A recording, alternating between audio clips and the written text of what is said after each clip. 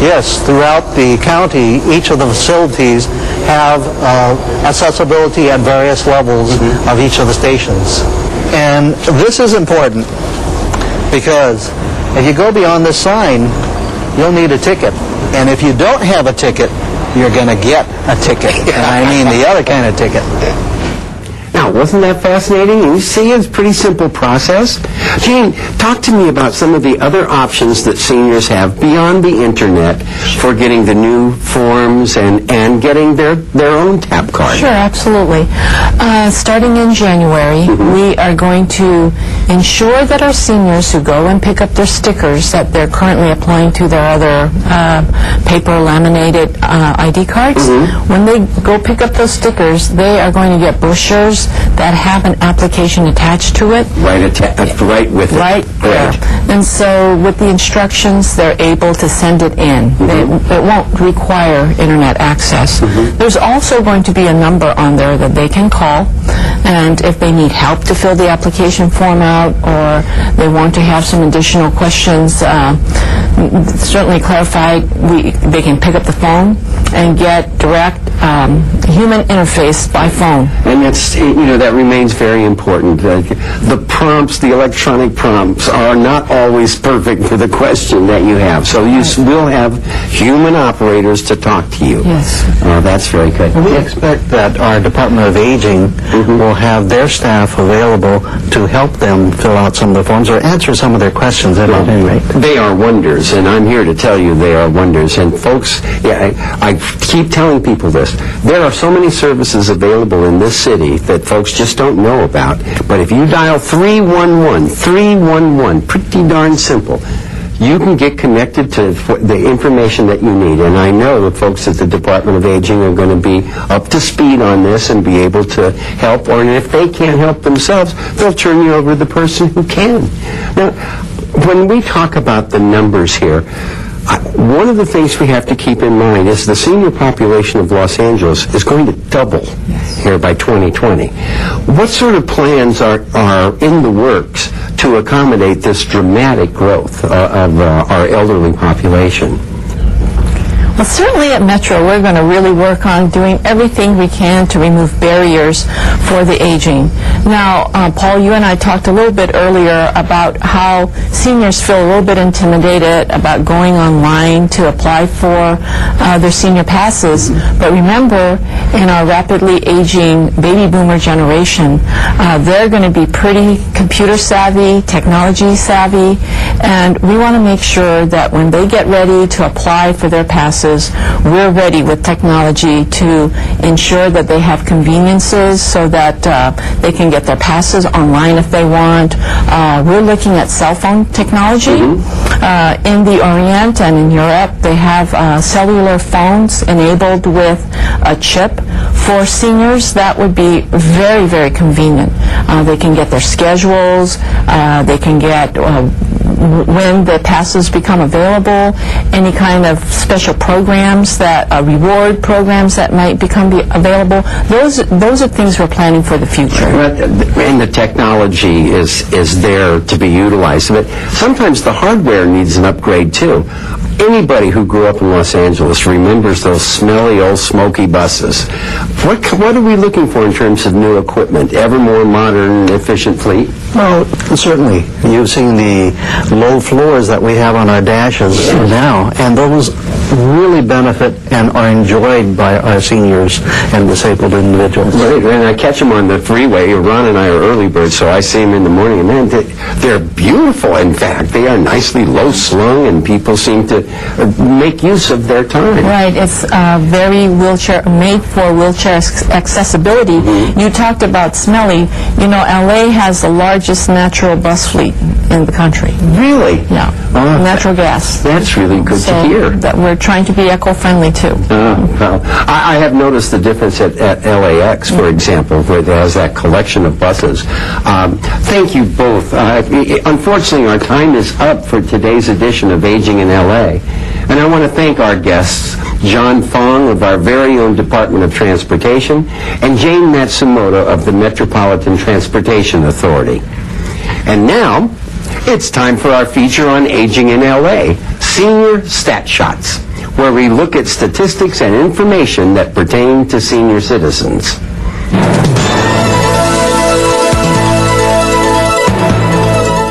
Once again, our facts come from the newly released LA County Seniors Count. Since we talked about public transportation for seniors today, let's look at some of the statistics of how public transportation is working for seniors. First, 23% of senior citizens in Los Angeles County find public transportation easy to use. Exactly the same percentage, 23%, think public transportation is difficult to use. 5% say that public transportation is unavailable in the area where they live. 43% do not use public transportation, and 8% had no response. Our suggestion is to use public transportation as often as you can. It's convenient and definitely good for the planet. And that's today's Senior Stat Shot. Now, you can get your own copy of this fact-filled survey by going online to www.ladcss.org, which is Los Angeles County Community and Senior Services. Just click on LA County Seniors Count, and the full report will appear. Or you can have a hard copy sent to you by calling area code 213-738-2065. That's 213-738-2065. The Los Angeles Department of Aging produces this program with CityView Channel 35, so that seniors living in Los Angeles and surrounding communities are well informed on the many issues that face them in everyday life. And also to let you know of the many services that the Department of Aging offers our senior citizens. Now, we'd like to hear from you with comments on the program, what you like, what you think can be improved, and we would like to hear your ideas for future programs. So please give us a call. The number's there on your screen, area code 213-252-4088. That's 213-252-4088. Call us with your comments and ideas. We look forward to hearing from you. I'm Paul Peterson for the Los Angeles Department of Aging, the people here at CityView Channel 35, and all of our guests on Aging in LA. Thanks so much for watching. We'll see you next time.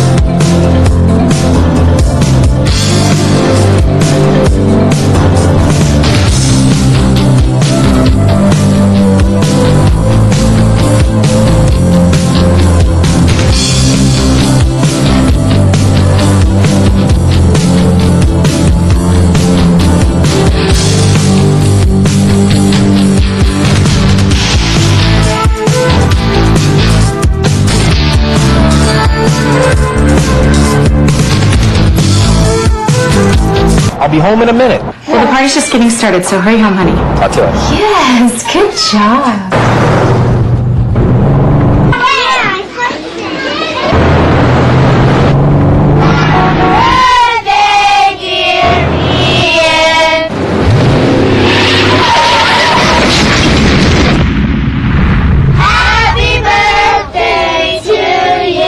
Slow down.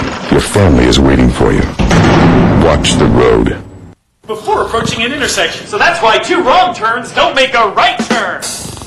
Now let's learn about tailgating. Hey, that's how I got my ticket. You got a ticket for tailgating? That's not good. That can be really annoying.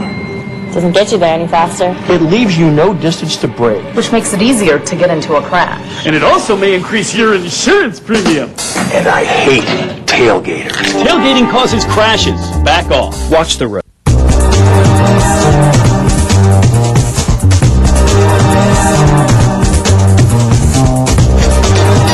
LA City View Channel 35. Your city, your channel.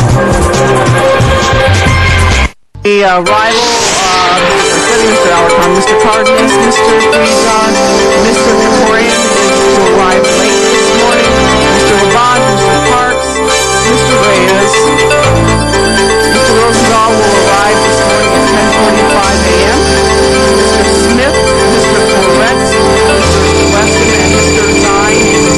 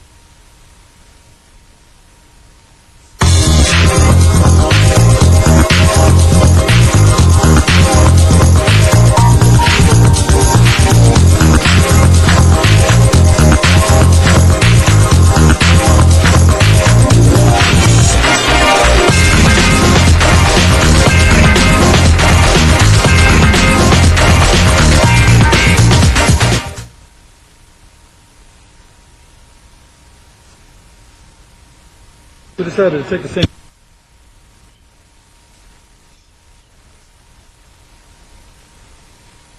Good morning, Los Angeles, and welcome to the City Council meeting for Tuesday, August 10th, 2010. I want to thank those members of the council that are here on time pursuant to council rules. All council members should be here in their seats at the top of the hour. Council members Hahn, Huizar, Labange, Perry, and Smith are here. Mr. Rosendaal's excused to arrive late, as is Mr. Krikorian, and Mr. Zion is excused for the entire meeting.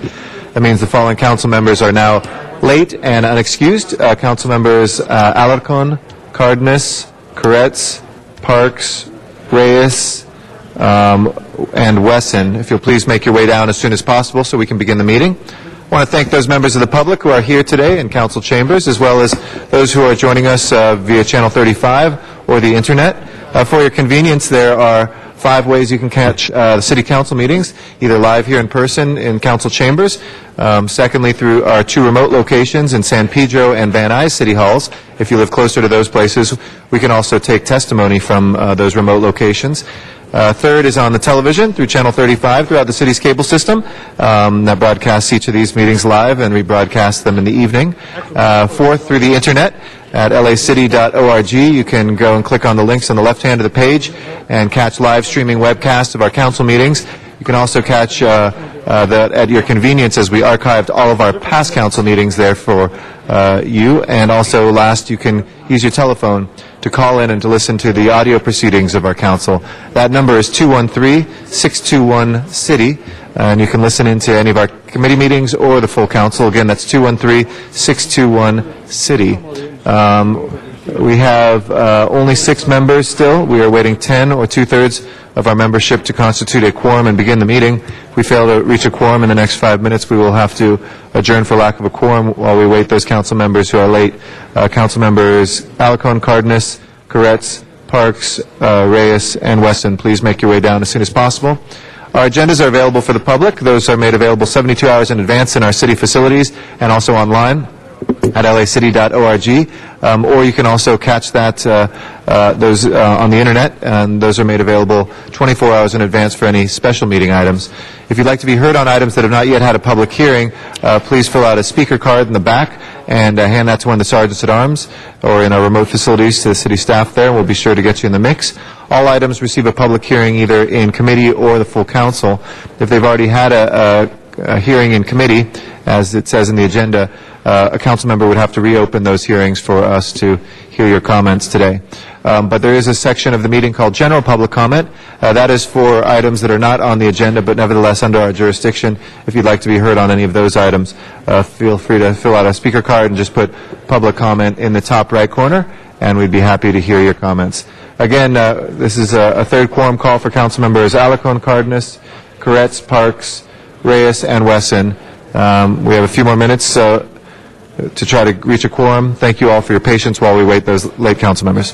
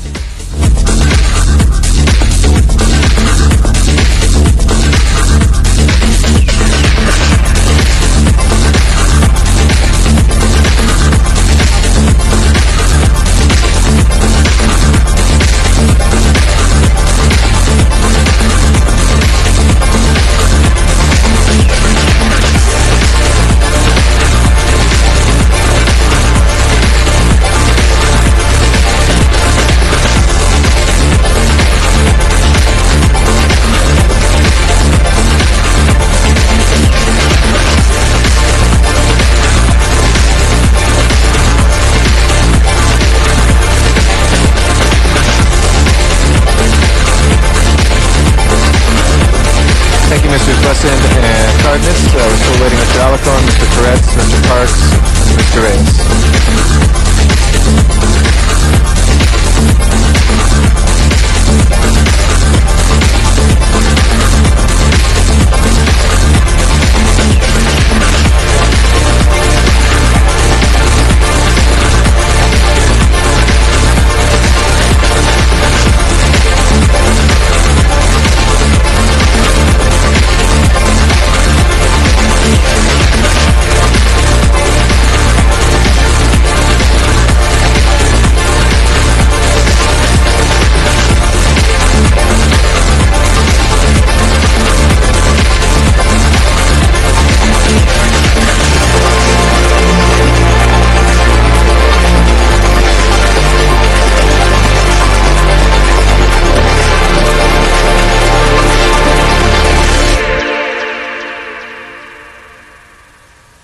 We're still waiting one council member. Thank you. Mr. Reyes is here. We're just awaiting Mr. Alacon, Mr. Koretz, Mr. Parks to join us.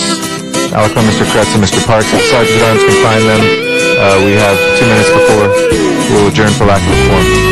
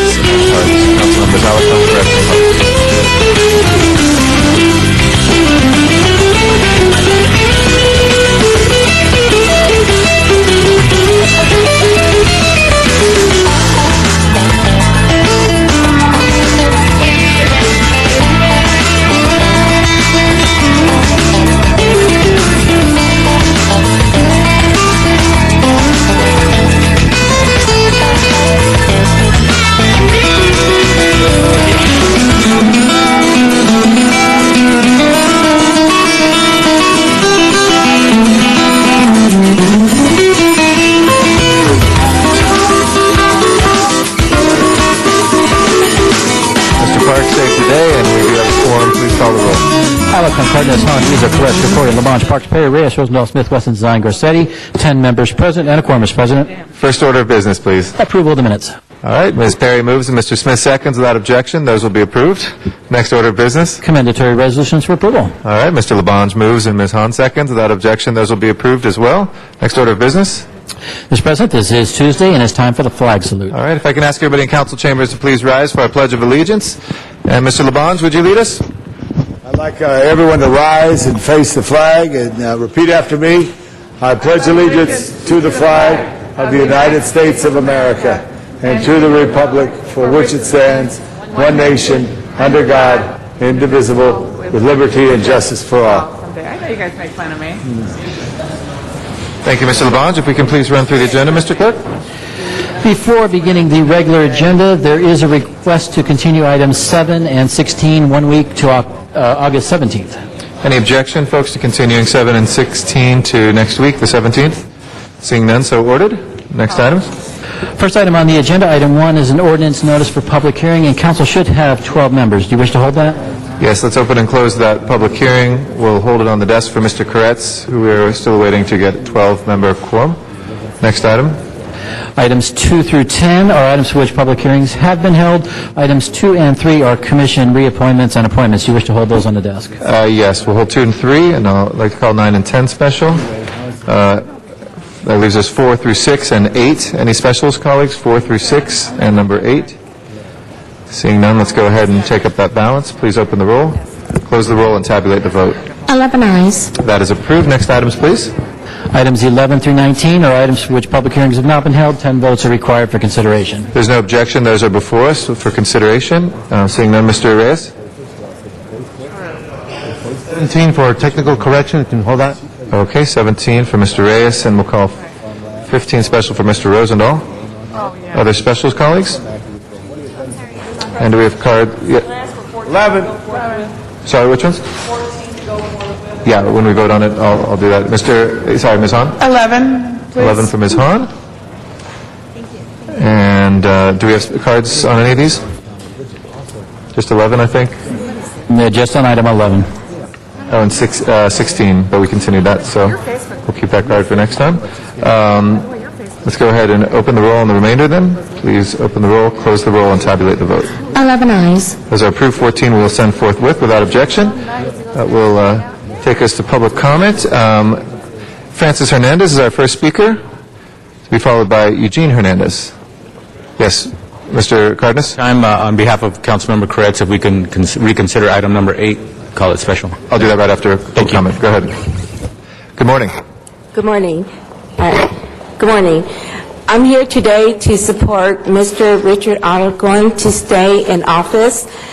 In 1997, my son Robert Torres, who was an ex-Marine, an innocent victim of a murder, and many of the politicians helped me catch the killer. And Mr. Richard Alarcon was one of them. He helped get the word out and offered a reward. I feel that Mr. Richard Alarcon is an honest and loyal person to the people, and I feel he should remain in office. Thank you. Thank you very much. Eugene Hernandez is next. After that is Dr. Clyde Williams. Yes, I also am in support of my friend Richard Alarcon and my city councilman. I feel that he's been the subject of a selective prosecution by Steve Cooley, who not only has prosecuted him, but also Nativo Lopez, the head of Mexican American Political Association, on similar grounds. I feel that there's a clear bias by Mr. Cooley's office, who ignores grievous violations of others, politicians such as R.X. Perez in the city of Lancaster, who has blatantly violated the Brown Act, but because he's a conservative right-wing Republican, Steve Cooley leaves him alone to commit all kinds of fraud and shenanigans while in office. Also, when Mr. Cooley was elected, he said he was going to prosecute officers who were committing crimes. Well, he forgot to prosecute the officers who committed grievous crimes at the May Day rally, and I'm ashamed that many of the city councilmen here did not push him to file felony charges. He has a selective prosecution mentality, and one of the most egregious of his failures to prosecute is his own boss, Yvonne Braithwaite Burke, who sat on the Board of Supervisors living in the luxury of Beverly Hills while pretending to register and vote in Watts. Why didn't he go after her? Because she holds his purse strings, or she's his boss. He has a selective mentality against Latinos. He's a coward. He's also probably piqued at the fact that he blew the case of Roman Polanski.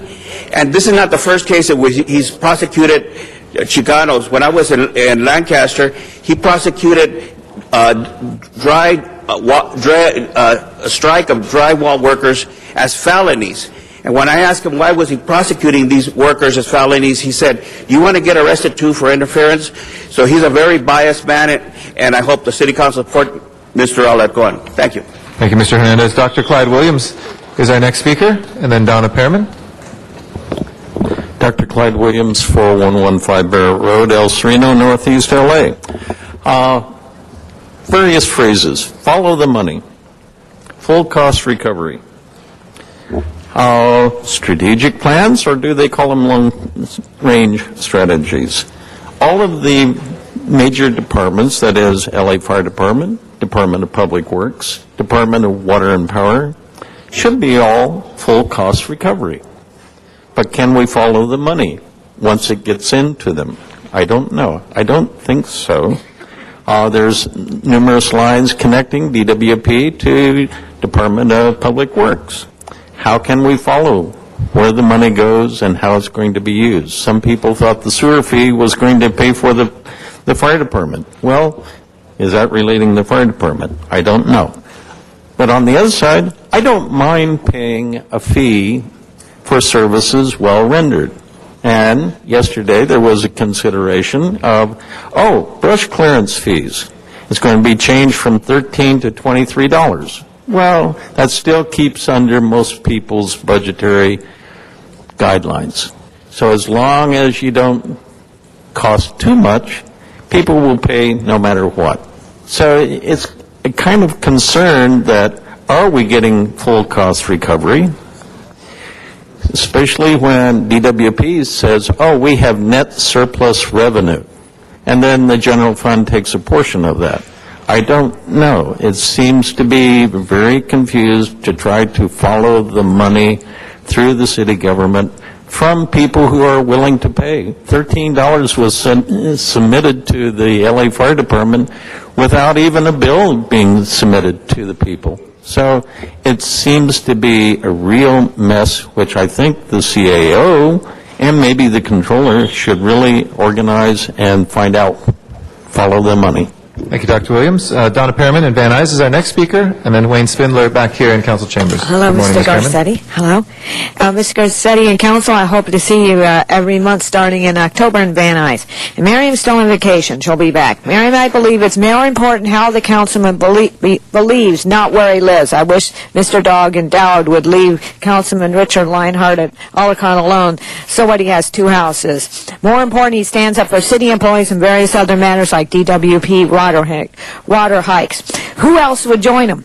City employees who make less than $100,000, which is majority of your everyday city employees you see everywhere, who went without raises for 4 years. You should not go after their benefits. It's not right. Except perhaps DWP, who never took a furlough or a pay cut, who should sacrifice next.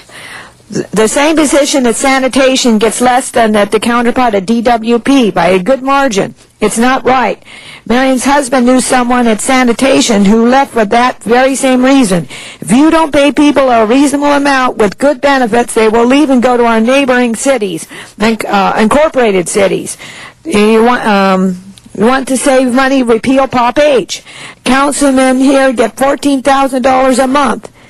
And managers and mayors even more. I want to say that I'm sad that Mark Chapman, murderer of John Lennon, might be released. He should have been executed 30 years ago. He's still a problem. He hasn't been rehabilitated. We have a problem in Afghanistan. We need to find the Taliban who murdered 10 innocent healthcare workers and execute them. An eye for an eye, a tooth for a tooth. Mr. Rosendahl, if the extreme Muslims come here, they'll want Sharia law, and they'll go after gays. We need to protect the border. They might come to Los Angeles, maybe even Los Angeles City Hall they may bomb, and we wouldn't want that. We want term limits to get the politicians out. And anyway. Thank you, Ms. Perriman. Wayne Spindler is our next speaker, followed by Walter Bechtel. Good morning. And I have a couple of people that commented about the CD7 representative. The problem is, and Steve Cooley can be called a racist, which is exactly what they thought would happen because he's white and this councilman is Hispanic. Over a year and a half, they waited for one thing. They would do surveillance on the house over in Panorama City, and they just wanted the guy to do one thing, to simply fix his house up and move in the goddamn house in CD7. But you see, a year and a half went by and a squatter broke into that house twice. Changed the locks. The second time it happened, he calls the police department and says, me and my wife, we just went out for ice cream. There's a squatter that just broke into my house. Liar. Okay? So what I don't want plea guilty. I don't want plea bargains. I want this councilman to remain innocent, and I want this thing to go to a full jury trial where all the witnesses will be called, all the staff members. Tony Cardenas' staff members. A neighbor across the street said that they saw Cardenas at that house at Panorama City. Let's find out if that's true.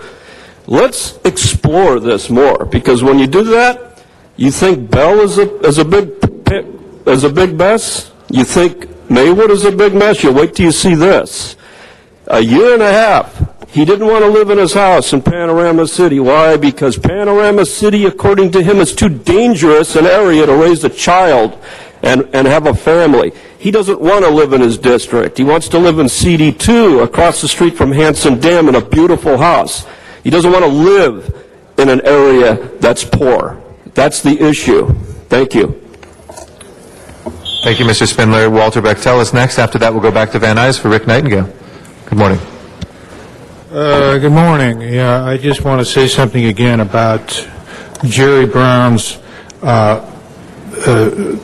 Now he's got a hotline about the city of Bell. Now I know city of Bell is just the county of LA. It's not the city of LA, but I have complained oftentimes to the Attorney General about politicians and people in this city, and he has done absolutely zero. Mr. Brown is stacking the deck.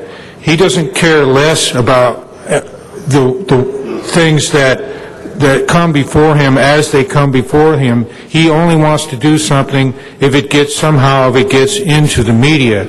And if the case is against the media itself, then it will never be taken. We need a governor, we need an attorney general who plays the cards as they lie on the table, and not the way he figures is going to make him look the best. And that's really a disappointment to us, because as we remember, he was dissed by his former girlfriend, a singer there during the 1980s, a famous singer. I forget her name. I don't think anybody really likes her because of that, but still, we thought he would do something about the entertainment people. He didn't do anything at all, and I want to say I don't believe he ever intends to. And more evidence of refusal to do something. The entertainment people came down here. I said last week about the Bank of America building on 7th and Spring Street. They had those beautiful frescoes that were worth millions of dollars. One day they come in there, they film it. A week later, they come and paint out all those frescoes, and I believe it was exactly the same paint color as they used to paint out Ken Twitchell's mural that can't be replaced. Thank you. Our next speaker is Rick Nightingale in Van Nuys. After that is Matt Dowd back here in Chambers. Yeah, good morning, Rick Nightingale. I'll tell you, boy, it'd be nice when the American people finally gets a fair shake of the majority of the American people.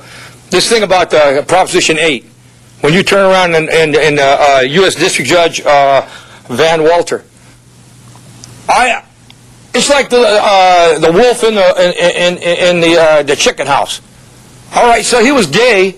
All right, I don't care about that. That's immaterial. But putting one person in charge of making a decision like that and making a true decision of what his beliefs are and what the book says, that's a bunch of crock. I'll tell you, if people vote on things and it's supposed to be majority runs, and then this thing comes up, and that, if you want to have a three-man panel, fine. And he wants to be on the panel, fine. I have no problem with that. But he make a decision like he had to make, and then and you think it was going to be a biased decision? I got a bridge I want to sell you. This is ridiculous. It'd be nice if somebody could have like marriage. What's wrong with, we want the people that are straight, we like to have something of our own. Of our own. Why do we have to share it? We got rules that you want to have that, you go by our rules. But no, you want to come in and change the rules because you're not getting a fair shake, or you're biased against it or something. That's a bunch of junk. And then Brown turns around and don't want to back it up, and he wants to get into law now. Well, Jerry Brown, I know for a fact, I had a gay cousin years ago, and you used to party like hell back then before you met Linda Ronstadt. So you're with them and everything else, and then you don't want to back us up? That's your job. And if you go for governor, you people that vote for him, you got a rude awakening. He's so crooked, it's unbelievable for the stuff that he pulled way back then. He hasn't had a good record since then, unless you're a big liberal. Thank you. Thank you. Our next speaker is Matt Dowd. After that is Carol Lee.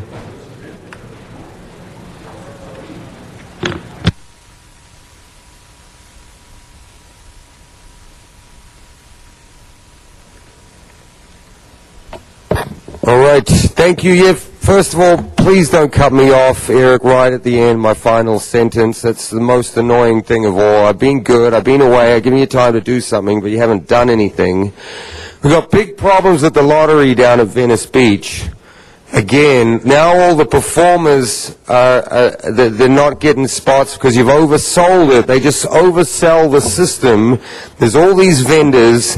You've got this lottery, so the city basically hands out spaces to people, and that's basically permission for them to go and do what they do, which is not protected. Nobody's dealing with it. So now all the performers are getting crapped out, and that's the whole point of Venice Beach, is to have this performance art going on down there. So, and then they have this lottery, and here's the crazy thing now, let's say there's 100 people don't get picked in the lottery. They bring all their cards out and they put them on this table and say, right, just come up and get your card and put it back in. And they go, it's not our responsibility if your card gets taken.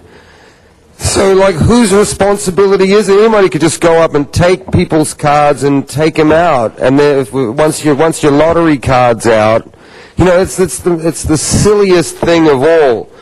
So here's what I'm trying to work with a councilman right now on some kind of a global settlement of all these the litigation, and you know, we've got common ground right now, and someone needs to step up and just come to the table and make these things move forward, because you're playing with fire with this court order that's pending, because everybody will be eligible for damages if the court order goes against you.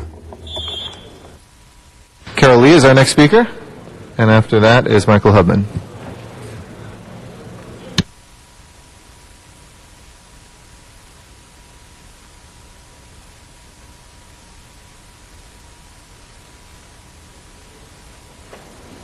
Good morning.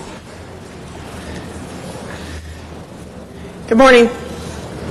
I am also a vendor at Venice Beach, and previously in the legal profession for well over 10 years. And last week I was speaking to the justice system, and really what it boils down to is it appears to me that you have to have the appearance, at least, of having money to have justice be served. My experience, thank you. My experience with the justice system is just this past weekend, I point out that another vendor is set up in an emergency access lane right in front of that vendor's booth, and the police just drive by and did not issue a citation, did not ask these people to leave. There's a problem here with selective enforcement. I'd like to see some of that addressed. I continue to work with Councilman Rosendal's office on this. He's been very cooperative. It seems like there's a lack of communication within the Pacific Division between Captain Peters, Sergeant Reyna, who's in charge of enforcing the vendor, LAMC 4215 at Venice Beach. I'd encourage there to be more open dialogue between the vendors and the council member's office and the captain's office in LAPD Pacific Division. I don't feel that it should be necessary for someone to have money to have justice be served. How many people get 18 federal indictments issued and then get a walk-on OR? Okay, I know if I had, as an individual, 18 federal indictments, I'd be in jail. I wouldn't be out on my own recognizance. And I'd encourage take a look at this justice system. Thank you. Thank you, Ms. Lee. Michael Hubman is our next speaker.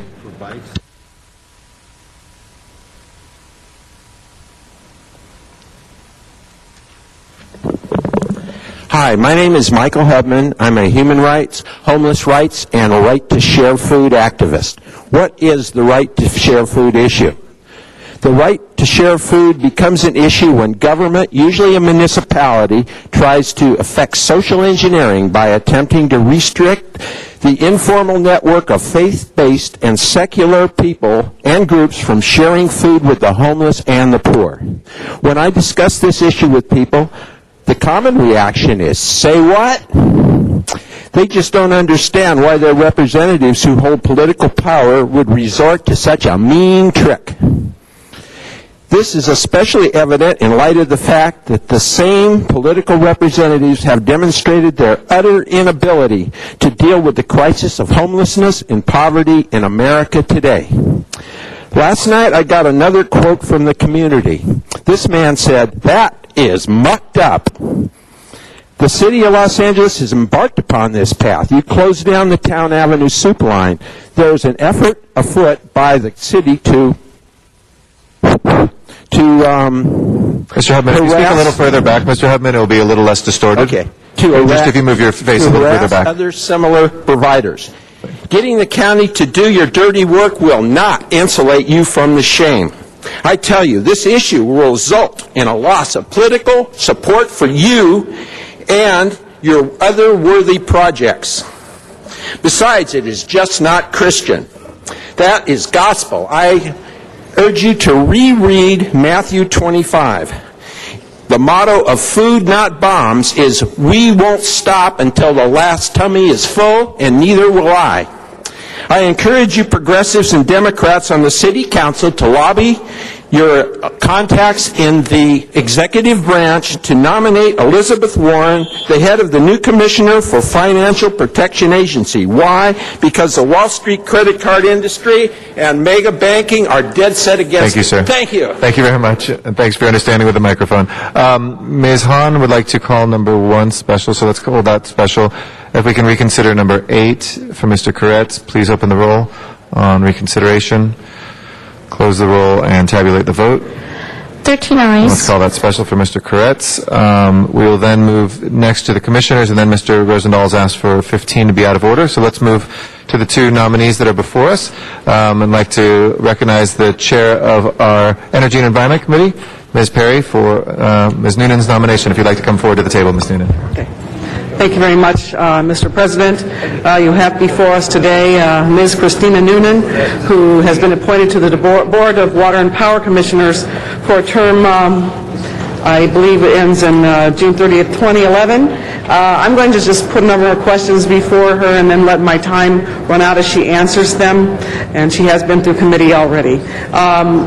Questions I had asked her were about her experience and qualifications to serve on the board of the Department of Water and Power, what her goals and objectives are, and what she considers the biggest problem facing the department today, and what she feels she can bring to the board in terms of developing a positive relationship with the council and the Department of Water and Power.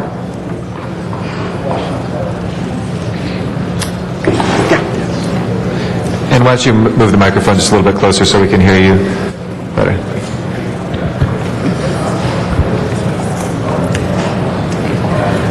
Mr. President, council members, I'm honored to be before you today, and I'm looking forward to your questions. To give you a rather personal biography so you understand the person who's before you, my mother and father came from South America. Spanish was my first language, and I'm really a self-made person. I paid my way through college and decided to enter a very competitive industry, commercial real estate, without knowing anyone in the field. I did it by creating an internship for myself at a company that didn't offer internships, and 3 months later, they offered me a job. Now I'm a senior vice president at Jones Lang LaSalle, one of the most respected businesses in commercial real estate. My response to this success is to give back, which I've done through my 5-year service on the Los Angeles Convention Center Commission, LA Inc., LA's Public Safety Oversight Committee, and the Mayor's Trade Advisory Board, in addition to numerous charities to which I dedicate my energy. I did not seek this appointment, yet ended enthusiastically accepting the nomination for 2 reasons. First, I believe I bring something to the Department of Water and Power at a time when it needs the skills and integrity that I offer. And second, because I'm an Angelino who's concerned about what kind of city we are leaving for our children. I've shown my concern for the environment through my work over the last 5 years at the Convention Center, just as I've showed it by chairing the Environmental Committee at my daughter's elementary school. The Convention Center was the first existing convention center in the nation to receive LEED certification, and we also were the first city building in Los Angeles to receive that certification. I accepted this nomination, and I hope for your confirmation because I believe I bring much to LDWP. Of course, my business skills in commercial real estate can benefit the ratepayers of the city and department, but I also come with a personal commitment to integrity and transparency that is of prime importance at this juncture of LDWP's history. And finally, I look forward to serving on this commission because as a mother, I'm concerned about the environment her children grow up in, so I relish the opportunity to work towards a cleaner, safer, healthier environment. I also would be happy if my children decide to be lifelong Angelinos like me, so I want to do my part to support the long-term economic well-being of our city. And then finally, if you could tell us what you bring to the table with respect to your experience in terms of helping improve relations between our city government and the Department of Water and Power. Okay, great.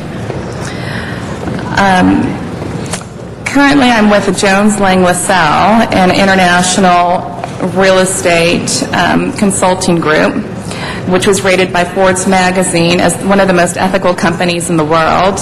I pride myself to work at a company that puts that first and at the forefront, and I would hope to instill a culture similar to that at DWP.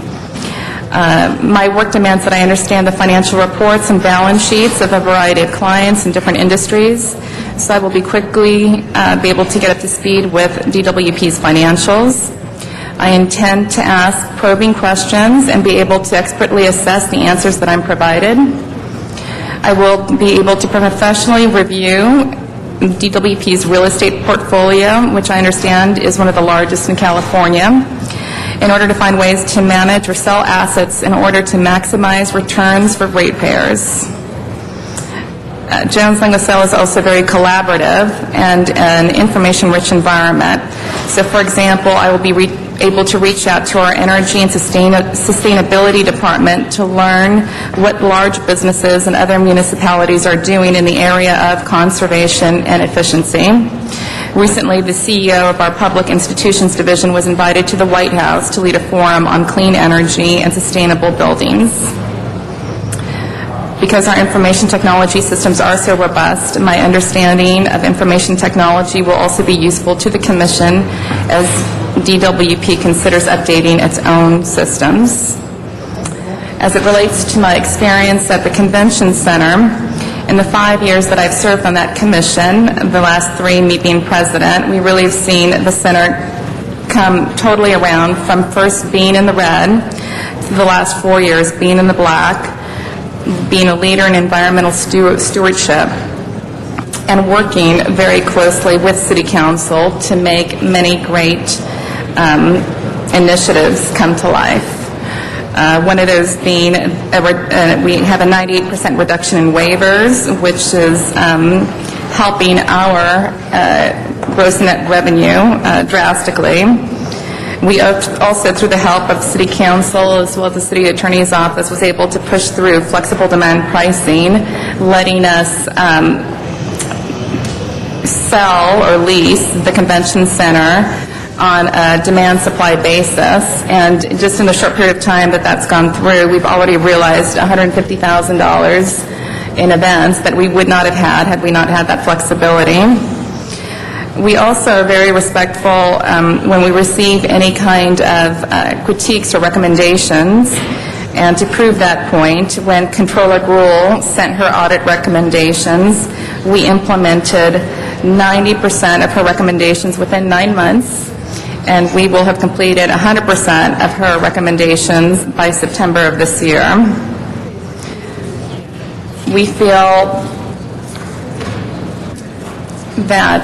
I feel that the DWP can really take a look at what the Convention Center was able to accomplish by collaborating with City Council, neighborhood groups, the Mayor's Office, as well as really having a user-friendly outreach approach with their clients and neighborhoods at large. 98%, we have a 98% customer satisfaction level, and we were even able to rebrand the Convention Center. So now we have events like the Emmys and Grammys coming to our center, whereas before they wouldn't have contemplated it. During my time at the Convention Center, we received LEED certification. As I mentioned, it was the first existing convention center as well as the first city building to receive such certification. We've also received awards from Green Building Council And with the chiller replacements, lighting system replacements, and other smaller projects, we collectively brought in efficiency and reduced our total consumption by 15 to 20%. And currently, we have applied for a gold LEED certification and are hoping that we will be granted the silver certification. So to accomplish all of this, we had to work very closely with DWP as well as City Council and the Controller and the Mayor's office. Thank you, Mr. President. Thank you. Mr. Labange? Very much. Commissioner Noonan, introduce your family. I think that's another thing just to break the ice right here. You got the two most important women in your life right there. My 7-year-old daughter, Alexis Catherine Noonan, and my mother, Elizabeth. Thank you very much. Members, I've had the opportunity to work with this commissioner, with the Los Angeles Visitors and Convention Bureau, very business-focused. It's a big challenge right now because people have, they're the Righteous Brothers. They lost that loving feeling about the Department of Water and Power. And there used to be a lot of love to the Water and Power Department. We've got to get that back by transparency, by working with community organizations, by helping build what so many built in the past, and your business background will help in that.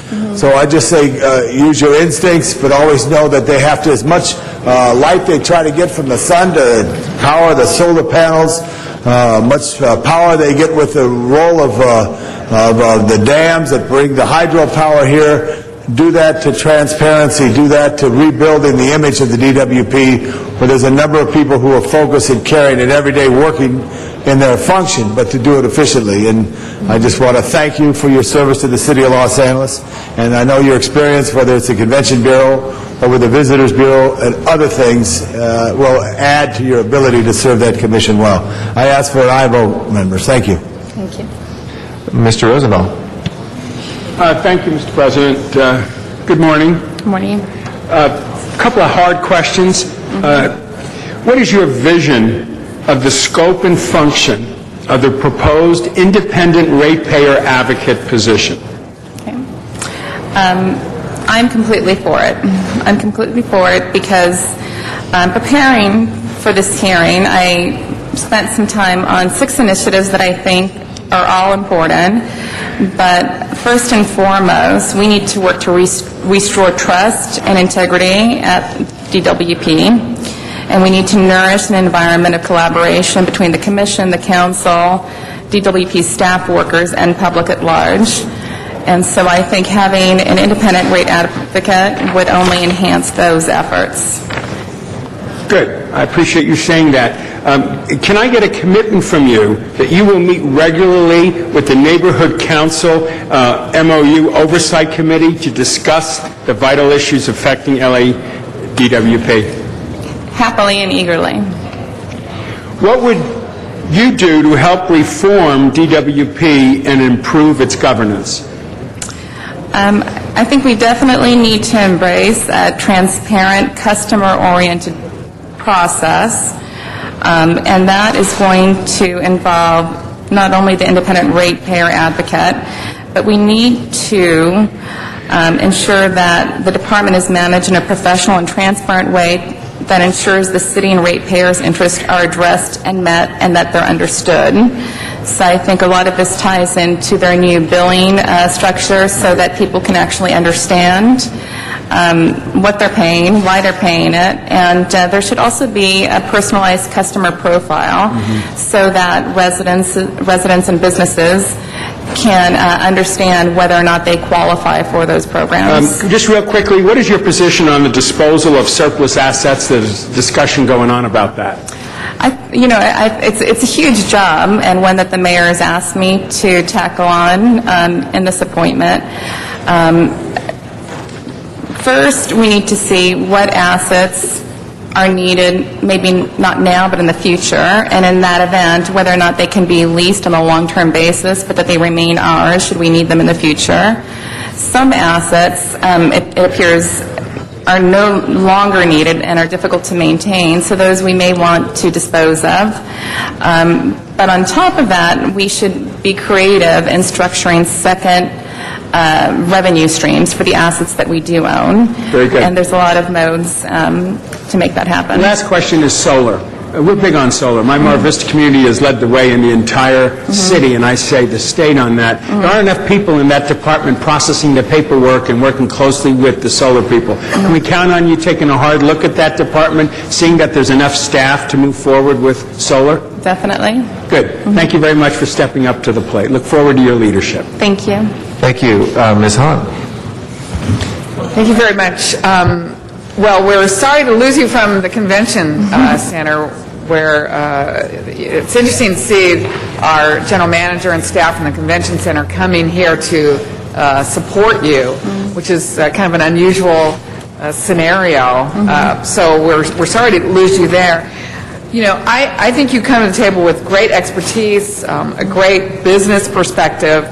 I think we have a credibility problem. I think we have a trust problem. I think we have a problem between our ratepayers and the department. I think we have a problem between the city council and the department. So love to hear your perspective on, before anything else, I feel like we really need to get transparency back between the mayor's office, between the commission, the city council, our ratepayers. I just don't think anyone's going to be willing to okay any further rate increase until some very fundamental things get solved, just in terms of personalities. So maybe you could address that. And then I'd love to know what you think about, we're going to talk today about the ratepayer advocate that we want to put before the voters, and would like to know your position on that, and how does that impact what I was just talking about in terms of some of the credibility problems that we have.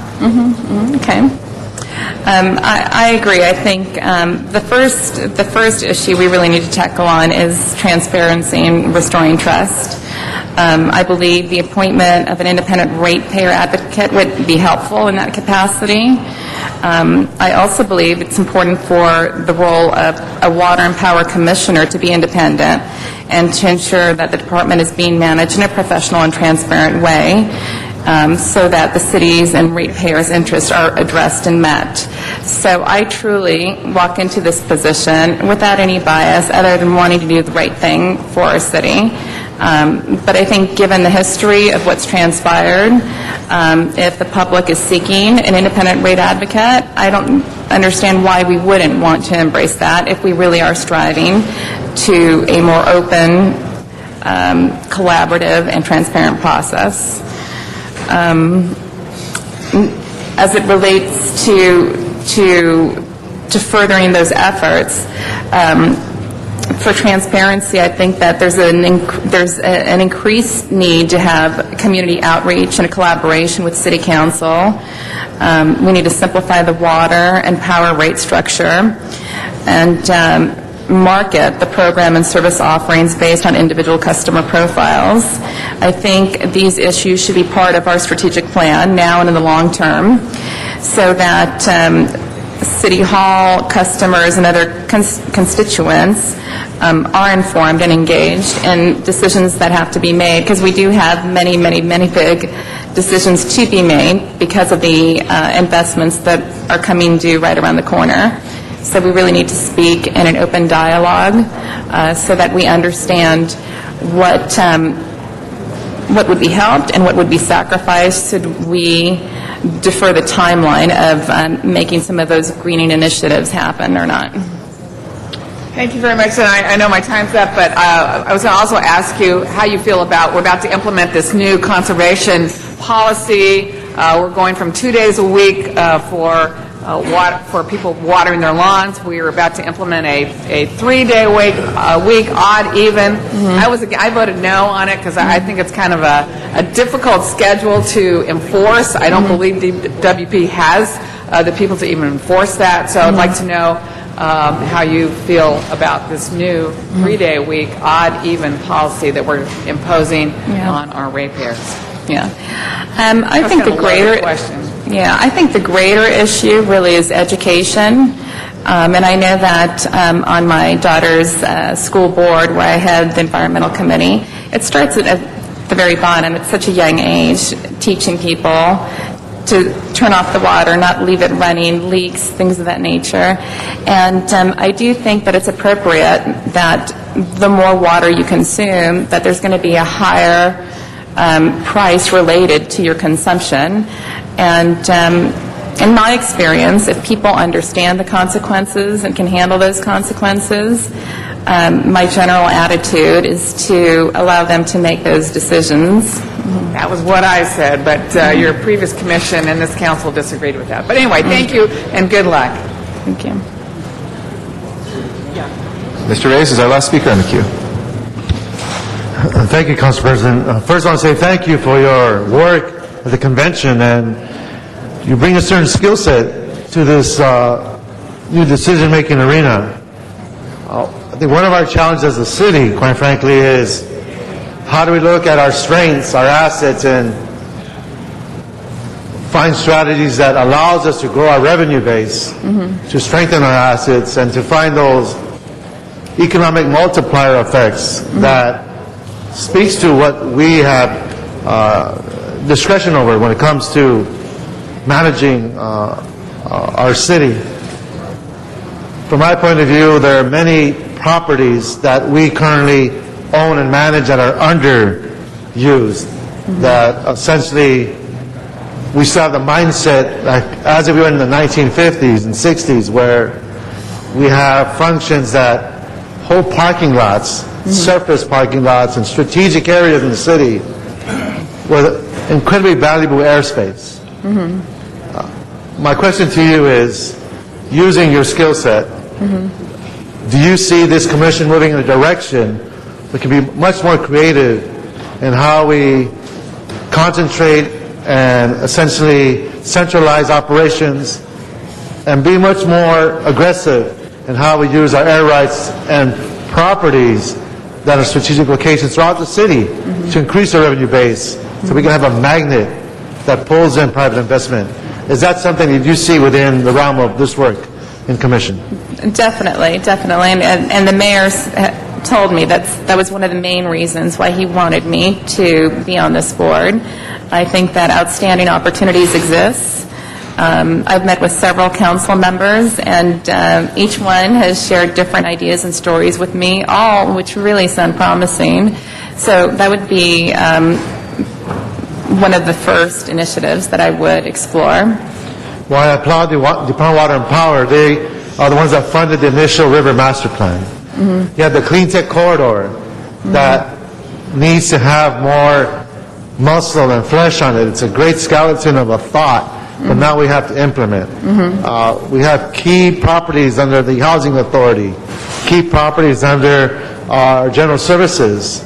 They're lying dormant in industrial zones, and all we do is essentially let it rot and use it for storage or for parking. So again, I look forward to working with you. Our Arroyo Seco specific plan looks at 400 acres of re-entitlement, something will be essentially unfolding in the next 2 or 3 months. Department of Water and Power controls and owns a lot of land in that pocket. So I'm looking forward to working with you. Some of us have 36 months left in our respective roles. So how we can get this to actually get in the ground and running is going to be crucial. So I look forward to working with you and hopefully get some of those groundbreaking events in the near future. Thank you. Thank you. I'd be delighted. Thank you. Thank you very much, Mr. Reyes. If there are no other speakers who wish to be heard, I want to thank Ms. Noonan for offering herself forward for service. And we do have to take a vote to make it official, so let's go ahead and do that. Madam Clerk, if you'll please open the roll, close the roll, and tabulate the vote. 13 ayes. Congratulations and welcome aboard. Thank you. Thank you very much. We have one other nominee for our commissioners, Victor Cuevas, if you'd like to come forward to the table. And I'll recognize Mr. Reyes from the Plum Committee on this Building and Safety Commission nominee. Thank you, Mr. Cuevas. Good morning, sir. Well, I want to thank you for your patience. The day you came before Plum, I think we were over almost 2 hours in council. So we'll start at 2 o'clock. I didn't get there till 4. because of the work we're doing here in this chamber. But Mr. Cuevas, it's a reappointment, and first, I'd like to ask, what did you learn in the first go-around, and what do you see different in the second round as a reappointment? Oh, I learned that... just please introduce yourself, a little bit of your background. Victor Hugo Cuevas. I'm an urban planner by training. I went to UCLA and I went to Cal Poly for grad school. I lived in City 7 all my life. As far as the first 2 years, I realized that it's a lot easier to ask for forgiveness and permission. A lot of our cases deal with non-compliance. People simply don't know the rules. They get caught, especially small business. They do things that they don't know about. I think for me, the priority has to be to do more outreach to small business, commercial corridors, and so more outreach to business corridors. Can you speak in the microphone? That way we can hear you better. Yeah, commercial corridors, small businesses. Great. So you said something about, I didn't quite catch that. It's easier to ask for forgiveness and permission, because you break the rule and you come to our commission and ask for an extension of time. I think we really got to address the issue at the root level. So to prevent that and avoid that, we need to do more outreach. Correctly. Got you. Okay. Well, colleagues, he's done a good job these 2 years and experience under your belt now, and hopefully be just as effective the next 2 years. I would ask for an aye vote. Thank you. Thank you, Mr. Reyes. If no other members wish to be heard, thank you as well, Mr. Cuevas, for offering yourself to the people of Los Angeles, and we'll take a vote on your nomination. If we can please open the roll, close the roll, and tabulate the vote. 14 ayes. Congratulations, and welcome aboard. Got some fans out there in the audience. Thank you for being here, everybody. With that, we'd like to take 15 out of order, and I'd like to recognize Mr. Rosendahl. And I know that we have a special guest here from the California State Assembly as well. Thank you very much, Mr. President. This is a discussion about the Santa Monica Airport. And if I could ask Assemblymember Ted Lieu to come on up and sit at the table here, who will be able to answer questions regarding AJR 41, which is a resolution you have in front of you, colleagues, that supports this piece of legislation that has passed the State Assembly and is on its way today, actually, to the State Senate, of which Fran Pavley is providing the leadership there. If it could be done, we'd like to put him at the table. And let me just give a quick backdrop on this, folks. Santa Monica Airport is too close to its neighbors. There is no buffer zone. You know, 90 years ago it was okay, but today it makes no sense. Without a buffer zone, that toxicity is going right in the lungs of my constituents. Literally, there's cancer clusters right in the neighborhood. Well, the jets came in about 12, 15 years ago, thanks to celebrities and rich people and corporate owners, and now we have almost 20,000 of these jets at that little postage-sized airport in the heart of my district. All takeoffs, all landings go over LA City. And there was a little test by the FAA to do a little bit over Santa Monica, just because it was tied into the LAX, how many minutes here, because it was tied into the tower at LAX. So we moved it a little bit to the right. So 12 planes were going over Santa Monica, which frankly cut back on the waiting time at both airports. It was good for the toxicity issue of my folks who live right there in Mar Vista and in West LA. But the truth was, Santa Monicans got very upset. Henry Waxman, who has been missing in action on this issue, is now engaged on the issue. And we're very happy to hear that, because, you know, the FAA works for the policymakers. Like we're the policymakers here, like our cops work for us, you know, in the context of our policy decision making. And the FAA works for the federal government. So the House of Representatives, the Senate, and the President have a lot to say about it. But without further ado, I would like Mr. Ted Lieu to give us a little background on what this legislation is, and then we're going to have some constituent comments, and then we'll be able to engage in this issue, and I would love your unanimous support on this resolution. Mr. Assemblymember, and thank you for being such a great partner for us in the 11th District. You know, we need partners in government. We need the State Assembly, the State Senate, the U.S. House of Representatives, United States Senate, plus we need the county supervisor. So we work with all of them. But you've been one of the most productive and engaged elected officials I've experienced in my 5 years of government, and I know my people are very grateful for your leadership, especially today when we're talking about Santa Monica Airport. Would you please explain what AJR 41 is? Sure, thank you. And let me first say good morning to President Eric Garcetti and LA City Council members. Thank you for inviting me to speak, and let me thank Councilmember Bill Rosendahl for being a tremendous leader on this issue, as many other issues as well, and also for other council members who have taken an interest in this issue, including Councilwoman Jan Perry. Santa Monica Airport is unique. It is, of all the airports in the nation, it has the closest houses to it of any airport, approximately 300 feet. And in 1984, there were 1,000 jet operations annually. A few years ago, that increased to nearly 20,000. And when residents choose to live near an airport, they do take some risk, but no one takes a risk of a 20-fold increase in jet operations. And last year, UCLA did a study showing that jet exhaust that blows into these people's homes have elevated particulate matter, especially ultrafine particles such as black carbon that have been known to cause cancer, respiratory and health illnesses. And what this resolution does, and what the LA City Council will be doing by supporting this resolution, is sending a message to the federal government that enough is enough, and we need to take a stand and say you need to limit the jet operations here because it's killing people. And I have various letters that have been put into the council, as well as people who testify in support. But it's important to note that the jet exhaust from this airport blows into LA City, and the four neighborhood councils around the airport have all supported and endorsed this measure. I'm happy to answer any questions any of you may have, and look forward to working with you to make this area better for all the citizens. Thank you very much, and great to have you here in Chambers, Assemblymember. Thank you very much. Do you want to go to public comments before? Okay, we have Mr. Kretz on the queue, and then we'll come to you just a second, Mr. Kretz, after we go through the public comment. Martin Rubin is our first speaker. Good morning. Good morning, Council. I'm Director of Concerned Residents Against Airport Pollution, which is the sponsor of Ted's Assemblymember Lou's resolution here. And first I want to thank Councilmember Bill Rosendahl for his consistent and aggressive leadership in addressing the concerns of his constituents. This has been going on for years, and people downwind from the airport have been suffering due to the skyrocketing of the jet traffic, private jet, corporate jets at Santa Monica Airport. I also want to thank Assemblymember Lou for his diligence and ongoing efforts to legislate to address this issue.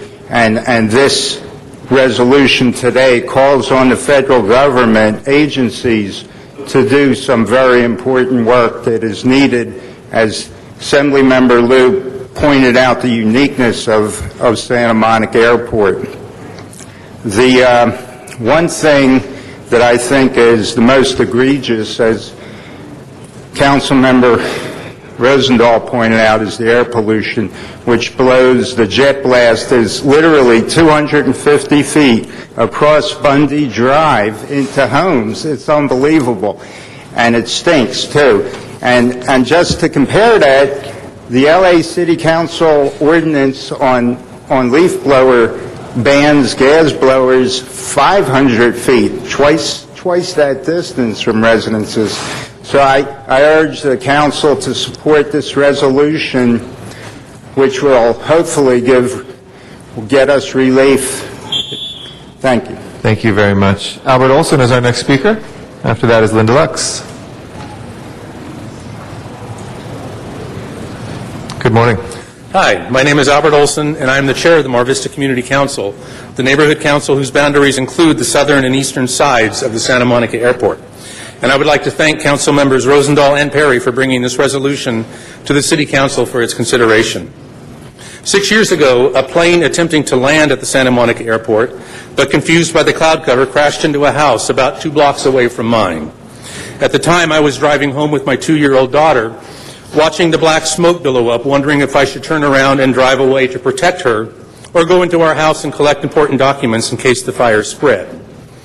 Later that night, I learned that although the pilot and passenger in the plane were killed, the owner of the house into which the plane crashed had rather miraculously walked outside his front door just seconds before impact, and thus was not under the roof when the plane hit. I am still astonished that an airport is allowed to operate so close to thousands of Los Angeles homes and create a situation where an error in a pilot's landing calculations can result in death and destruction in our backyards.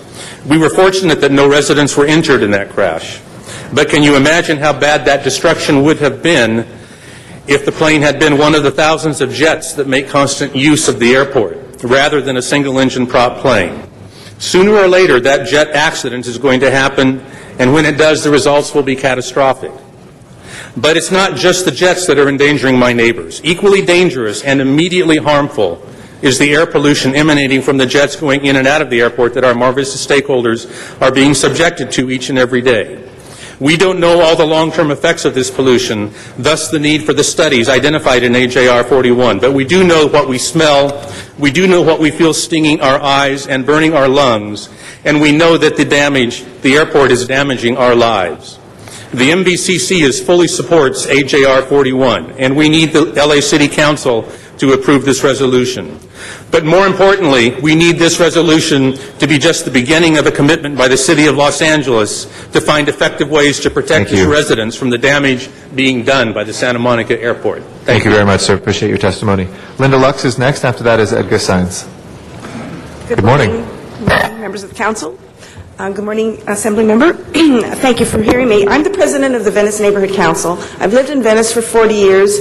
As an aside, I was a personal friend of the couple that died that Mr. Olson was talking about a few years ago by the plane crashing, Dr. and Mrs. Tobias. But what I'm here to tell you today is that you really need to support this is resolution AJR 41. It's long past due that the comprehensive study of the areas surrounding the airport is done. It's really important that the Federal Aviation Administration do a study. I've lived in Venice 40 years, and planes fly over my house all the time. This is the Santa Monica Airport, and I live in Venice. They should not be flying over Venice. We should not be suffering. So this is a very important resolution, and I really urge you unanimously to support it, and we should get the results, and we should find out how much we're really suffering. It's anecdotal at this point, but believe me, we suffer. Thank you very much, Councilman Rosendahl, for leading this charge. Thank you very much, Linda. Edgar Saenz, our next speaker. After that is Kate Anderson. Good morning. Good morning. My name is Edgar Saenz. I am an Angelino and live in Westchester. I support Joint Resolution AJR 41, which petitions the federal government to address Santa Monica Airport. The big fast jets don't belong at Santa Monica Airport. They belong at LAX. Santa Monica Airport lies in a sea of homes. And if you look at a satellite photo of the airport, it reminds me of an aircraft carrier at sea. And like a carrier, for jets using it, there's no room for error. An accident will have deadly consequences for people in homes, on streets, and in schools. Mishaps will be felt by Los Angeles residents. FAA safety standards call for runway safety areas at either end of runways for the big fast jets of 1,000 feet each, but Santa Monica Airport has none. Thus, Santa Monica Airport needs a minimum safety buffer, which this resolution addresses. Furthermore, cultivating relationships with FAA management and members of Congress will be crucial to secure the federal government's cooperation, and this resolution calls for such collaboration. Your vote for this resolution will get Washington's attention. The wall-to-wall support of local and state governments, councils, and elected officials will also get their attention. It will open doors to administrative and legislative solutions. Please support AJR 41. Thank you. Thank you very much. Kate Anderson is next. After that is Rebecca Rodriguez-Lynn. Good morning. Good morning, Mr. President. Thank you so much for entertaining this issue, and thank you to all of the council for entertaining this. My name is Kate Anderson. I am a Mar Vista resident and also a member of the Mar Vista Community Council. I live less than a mile from this airport, so I can testify here both from personal experience and as a representative of the community. I can tell you that when I stand in my backyard, I can smell the fumes from those airplanes, from those jets. And we know now from the UCLA study that what we are smelling when we smell those jets are toxic fumes. We are smelling things that are harming our lungs, and more importantly, and of more concern to me, are harming the lungs of so many kids around Los Angeles. Mar Vista is a fantastic community for children, for families. It's why I brought my girls there, and my husband and I are raising our twin 6-year-olds. And what we now know, from this UCLA study is that those toxic fumes are harming my girls, are harming so many children within the Mar Vista community. So Ted, Assemblymember Liu, I want to thank you for supporting this in Sacramento. Councilmember Rosendahl, thank you so much for leading the charge. We need the federal government to get involved. We need the FAA to step in and get these jets away from these fumes. And I urge unanimous support of this resolution. Thank you so much. Thank you. Rebecca Rodriguez-Lynn.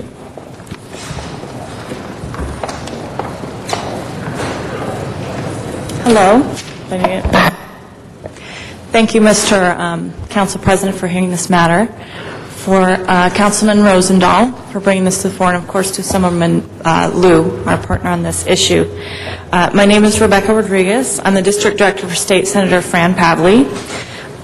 Senator Pavley is in Sacramento right now working on getting this resolution through the Senate where it currently resides. She's proud to be a co-sponsor and a supporter of this resolution. As a longtime environmentalist, this is an issue that resonates deeply with her, and it affects many members of our district who are always coming up to us, grabbing our sleeve and sending emails and saying this matters to them, it matters to their health. So we're proud to be supporting this resolution today.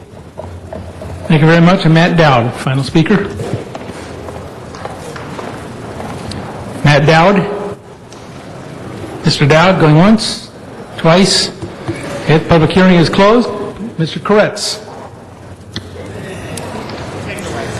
Well, thank you, Mr. Chair. I also thank Councilmember Rosendahl and Assemblymember Liu for championing this issue. It's in some ways a lesser impact on my district directly. It's a little bit further away, although the low-flying aircraft still cause many of the same noise problems. But certainly in the more immediate proximity, it's considerably more significant.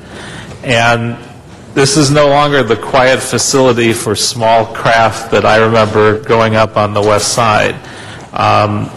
There's a growing number of larger and louder private jets that we've seen with increasing frequency in recent years. And this is a real problem. And I'm willing to support any efforts to rein this in, going as far as completely shutting down the airport. I was present at a neighborhood protest across the street from the airport in a neighborhood without any buffer, and the protest itself was a significant experience for me. It was an hour or so long. There was a very low-flying jet or single-engine aircraft flying just a few feet above these homes every few minutes. I can't imagine living there because of the incredible noise, but when some of these jets took off, the smell of the fumes from this fuel was just unbelievable. I can't imagine how anyone lives in this area for an extended period of time. And I would imagine that most people that bought their homes, if they bought them recently, did it at a time when there weren't many flights, because if they came on a Sunday, there's nobody that would buy a home in that area. It was just unbelievable. I don't think that people should have to live like that. I know that the airport was there first, but gradually this area has become more and more unlivable, and the jets weren't there. The jets are a more recent occurrence with greater and greater frequency. At a minimum, we should limit it back to the smaller planes and smaller craft that this airport was originally intended for. But frankly, as it's become more populated, this area without a buffer, I think really should be eliminated. But at a minimum, we've got to get rid of the jets. People can't live like this. It's just not fair that we would expect them to. Thank you, Mr. Koretz. Mr. Garcetti. Thank you very much, Mr. President, and thank you, Bill, for your leadership on this. You've consistently brought this here as an issue that, while it's in the city of Santa Monica, it is a city of Los Angeles issue. And thank you to Assemblymember Liu as well, as one of the finest public servants we have in this state, for your advocacy and leadership on this as well. Bill, and to the community, I'm 100% behind you. I have many friends, not least of whom is the council member who lives in the neighborhood and have spent a lot of time in that area. I grew up right adjacent to the Van Nuys Airport, and for years and years, you look at the cancer incidents on the street where I lived. We were also right by the 101 freeway and the 405, but it was off the charts. Both my parents had cancer, thankfully survived it, but we had many who didn't, who lived on our street. And when you look at that impact on health of having those planes fly time and time again right over residents that are living in a community that is supposed to be verdant and green, when it's just, so close to LAX and Hawthorne airports, which are much further away in some cases from residential areas, it just doesn't make sense to be putting those jets there. So you have my full support, and thank you to the community for continuing to drive this issue. As Bill said, the rent comes up on January 1st, 2015, so that's going to be an important date, and it's important for us to get our ducks in order until then as well, to prove that this is a community impact that we can no longer live with. So thank you. Thank you, Mr. Garcetti. Mr. Krikorian. Thank you, Mr. President, and Assemblymember Liu, welcome to our chambers. It's good to see you again. I certainly understand the impacts that you're talking about here very well. Most of my constituents live in the flight path of the Van Nuys Airport or the Bob Hope Airport, and in both cases have had to grapple with increasing jet traffic. And as Councilmember Koretz says, when I was growing up in the San Fernando Valley, it was the nice sound of small, pipers going overhead or something, and now it's screaming Learjets. So I totally support the idea of greater study and greater local control over the safety issues surrounding the airport. The question I had is that one of the paragraphs of the resolution calls on the legislature to urge the FAA to honor the decision of the City of Santa Monica to increase safety precautions and restrict the use of Category C and D aircraft at Santa Monica Airport. And I'd like to understand better what impact that will have on other airports in the area, and particularly what assurance do the people of San Fernando Valley have that if Category C and D jets are restricted there, that there wouldn't be an increase in impacts on areas like Van Nuys Airport or Bob Hope Airport. Has that been considered? So that's a very good question. Let me tell you why the city, or in this resolution, why we believe it's important to limit those particular aircraft. They tend to be the very large jets. Some of them have extremely large volumes of pollution, and also they generally require somewhat longer runways, and Santa Monica Airport has one of the shortest runways of any airport. So it's both a safety issue and a pollution issue. As to your questions, whether it would increase traffic at other airports, I could not answer that. It's a very good question. I understand why you're asking it. I just don't know what the answer would be. If they require longer runways, presumably that traffic could be diverted into LAX more appropriately than that is correct. Regional Our view airports, I hope. Would be LAX would be a better place to land these jets than Santa Monica Airport would be. Okay, thank you. Thank you, Mr. Labange. Just to follow that up, Mr. Rosendahl, may I ask you a question from the west side? If Mr. Krikorian's very well thought out calls for relocation to LAX, does that impact LAX?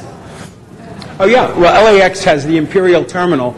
It has the buffer zone. The problem with the Santa Monica Airport was 90 years ago, when it was bean fields and orange groves, it made sense. But now it's the most dense urban environment on the west coast of the United States. And the airport is very small. I think San Francisco City is a little more dense than Santa Monica. The jets came in 10, 12 years ago, Right. and in dramatic numbers, up to 20,000 now. But do you think they could go to LAX? Of course they can go to LAX. We welcome them at LAX. Okay. But remember... On the West Imperial side?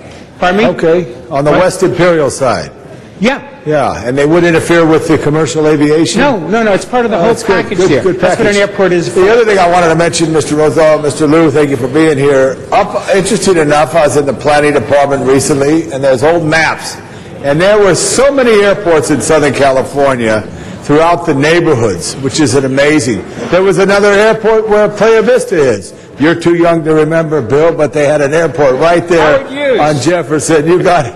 There was an airport on Glendale Boulevard of San Fernando Road. There were airports everywhere, which talks to the history of aviation. But the time has certainly come, and the time has come to do the right thing. That's why many of us are such strong proponents of high-speed rail that will energize inner cities throughout California, as well as give this option too. And the other thing too is why I fight for, as we all fight for people, but we fight for people, is very few people really get the luxury of getting in a jet. I've never been in a jet like that in my life, and I don't know if I ever will be in a jet like that. But I think that's why we have these other options available.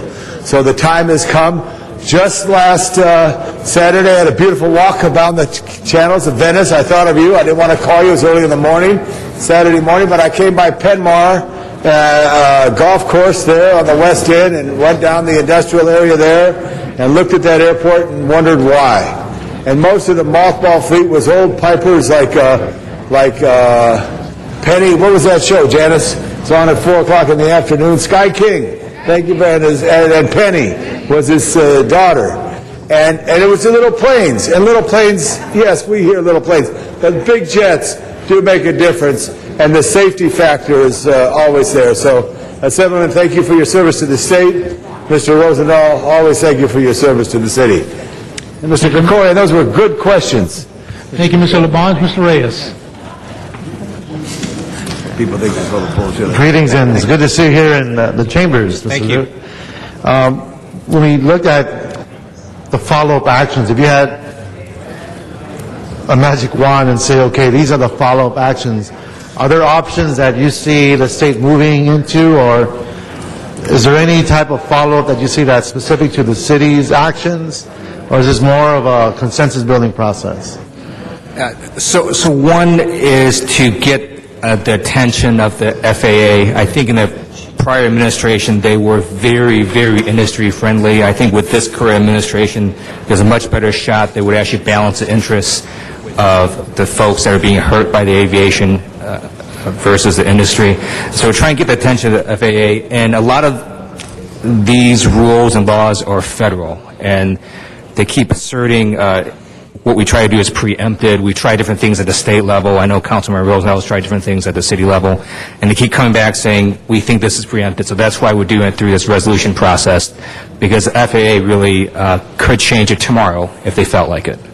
So this is really just getting their attention and giving them some policy direction and what we can do as local bodies.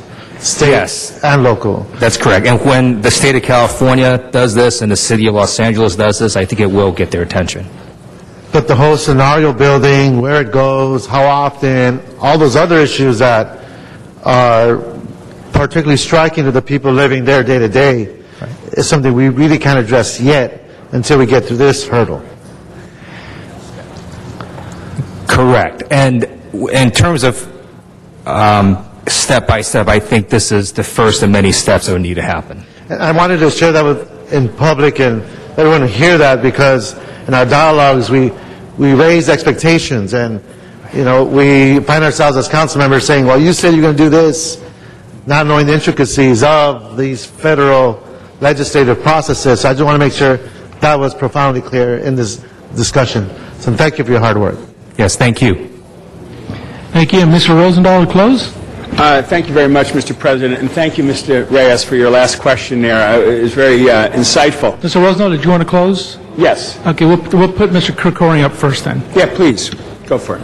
Thank you, Mr. Rosendahl. Sorry to interrupt that, but I just wanted to say, in follow-up to my question, as we were discussing it, I did a little research. The Class C and Class D, Stage 2 and Stage 3 aircrafts do come in and out of some of the other regional airports, including Van Nuys. We have some curfews in place at the moment, but I want to support this because I think it's really important that the legislature weigh in on behalf of Santa Monica with the FAA to try to solve this problem locally and regionally. And so I'm going to support this resolution. When the study is completed, I'd like to explore the possibility of using the study and the research that comes out of it to assist other areas as well, and to see what local control we can give to the city to control traffic in and out of some of the other airports as well. But I think this is an important step forward, and so I want to applaud you, Assemblymember Liu and Councilmember Rosendahl, for bringing it to us, and I'm happy to support it. Thank you. Now, Mr. Rosendahl, to close. Thank you, Mr. President. And first, colleagues, thank you very much for engaging on this issue. And Mr. Koretz, to have you as a neighbor in CD5 is a real blessing for my constituents, and all of you in your thoughtful comments. I want to thank the community who showed up, the leadership in various neighborhood councils and areas in the 11th District for your thoughtful comments and articulation. And for my colleague, Ted Lieu, you're the best. And too bad we have term limits of 6 years up there. Just when you know what you're doing and you're doing great, you got to move on. It's insane that we have a 6-year term limit for a good man like you and a good leader in our democracy. Folks, this is just a step in the right direction. This gives us the credibility and the commitment to our constituents about that airport. Just about 3 weeks ago, a man crashed his plane. I went, I saw his remains, and it will always be etched in my life. But what he was doing was touchdowns and touch-offs, and he was learning and experiencing further what a training academy is about. I don't believe these training academies should be at an airport that's like putting a motorcycle in a playground of kindergarten kids. I mean, it's right there. And when the plane went down, obviously the poor man died, but he could have hit golfers, or he could have hit a house right on the other side or right before it, because we're all vulnerable to an airport that has so many takeoffs and landings in a time when it makes no more sense. So what this does is put a wake-up call to the FAA, a wake-up call to Henry Waxman and Jane Harmon and Maxine Waters and the entire California delegation that we need to provide leadership in Washington on these issues. So I ask for an aye vote. Thank you, Mr. President. Thank you. That concludes the public hearing. Open the roll, close the roll, tabulate the vote. 13 ayes. Thank you, Assembly Member. Good seeing you here again. Thank you. Thank you. Next item. Item 1, called special for Councilmember Hahn. Ms. Hahn, item number 1. Ms. Hahn, item number 1. Could the fire department please come forward? What is this?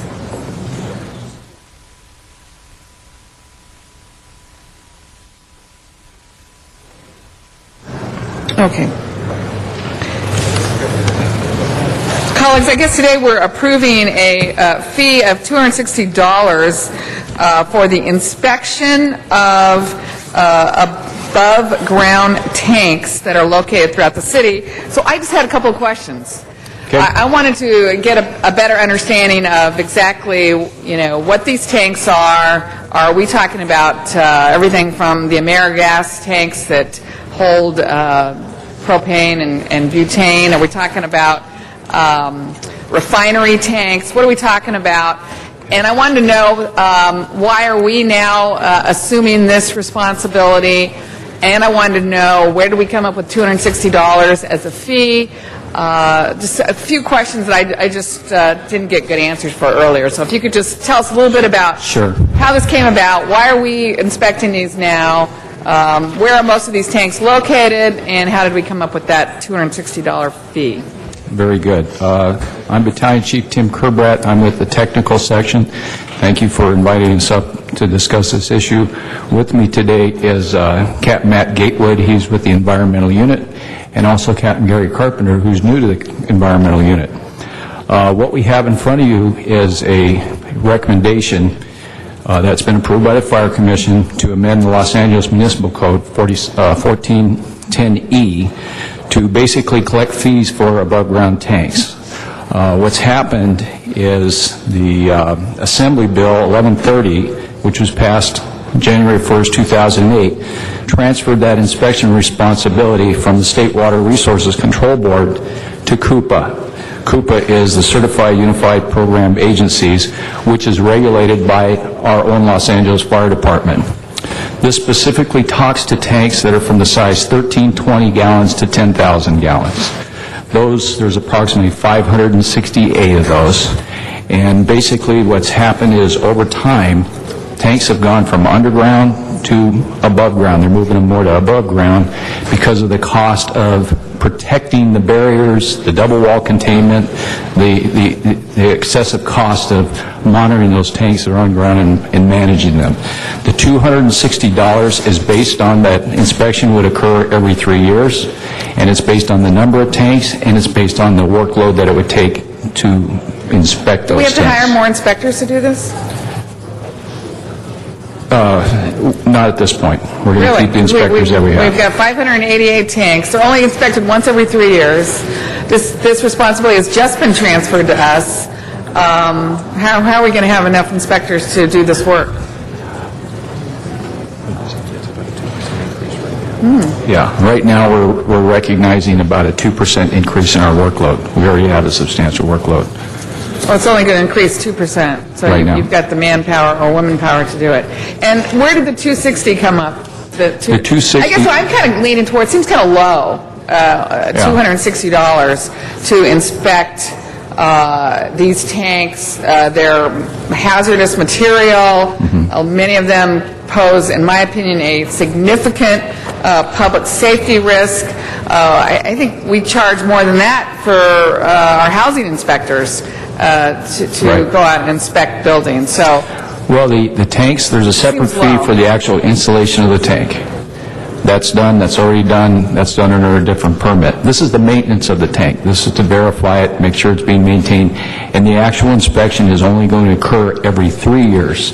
The fee is charged every year, but there's some administrative elements that are associated with that, and is this the same fee they were paying to the state when the state was assuming this I responsibility? don't know what they were paying to the state. I guess, how did we come up with this $260? Well, the 260, like all fees, is based on our best guess initially. We look at how many there are, how many people it would take to go look at So those. you didn't look at how all long- what they were currently paying to the state for this We inspection? didn't. We don't really look at what they paid it as much as it cost. We will look at what typical fees are to see if we're within the range, but we really measure it against what our So actual did you costs look are. at what they were paying? No. Did you look at? Yes? No. Ms. Hahn, your Yeah. time's up. If you'd like to push a button again. I know. Okay. I lost a lot of my time while they were shaking their heads. Councilmember Hahn, Matt Yes. Gaywood, the fees were lower by the state than what we are Okay. asking as a fee to be established for that particular inspection and plan check. What typically happens is the state takes on a program, they develop the program, and then they hand it out to their local CUPAs that run the state of California for them. Right. Yeah, that's fine. I just want to make sure in these tough times, we're closing engine Right. companies, we got brownouts going on, we're talking all the time about we don't have enough resources. I just want to make sure when we take on this, which I think is a very big responsibility, we're going to be charging enough to, make sure that we're not, losing money over doing this. It's an extremely important job, but I just want to make sure we're charging the right amount. Right. We took our established rate, hourly rate for the inspector, and we multiplied it times the number of hours that we anticipate will take to do a full inspection.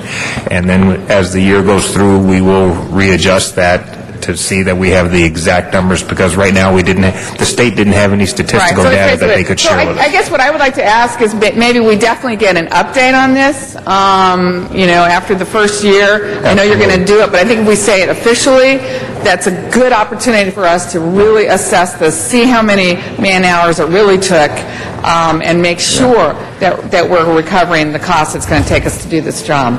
We agree. Thank you very much, Ms. Hahn. Mr. Labange. Much, Ms. Hahn, thank you. I know you have, I guess, the most tanks in the city, or in the 15th, which is so important. Thank you, Chief, Captain. I also want to, Captain Cleveland right there, is that correct right there? I remember from years ago. Members, I want you to pay attention. This captain here is a great firefighter. Where there was a flashover at Engine 98 in the 1990s. He survived that fire. I just want to give him recognition because it was a tough battle there, and you did a good job, you and your crew there. I remember that well.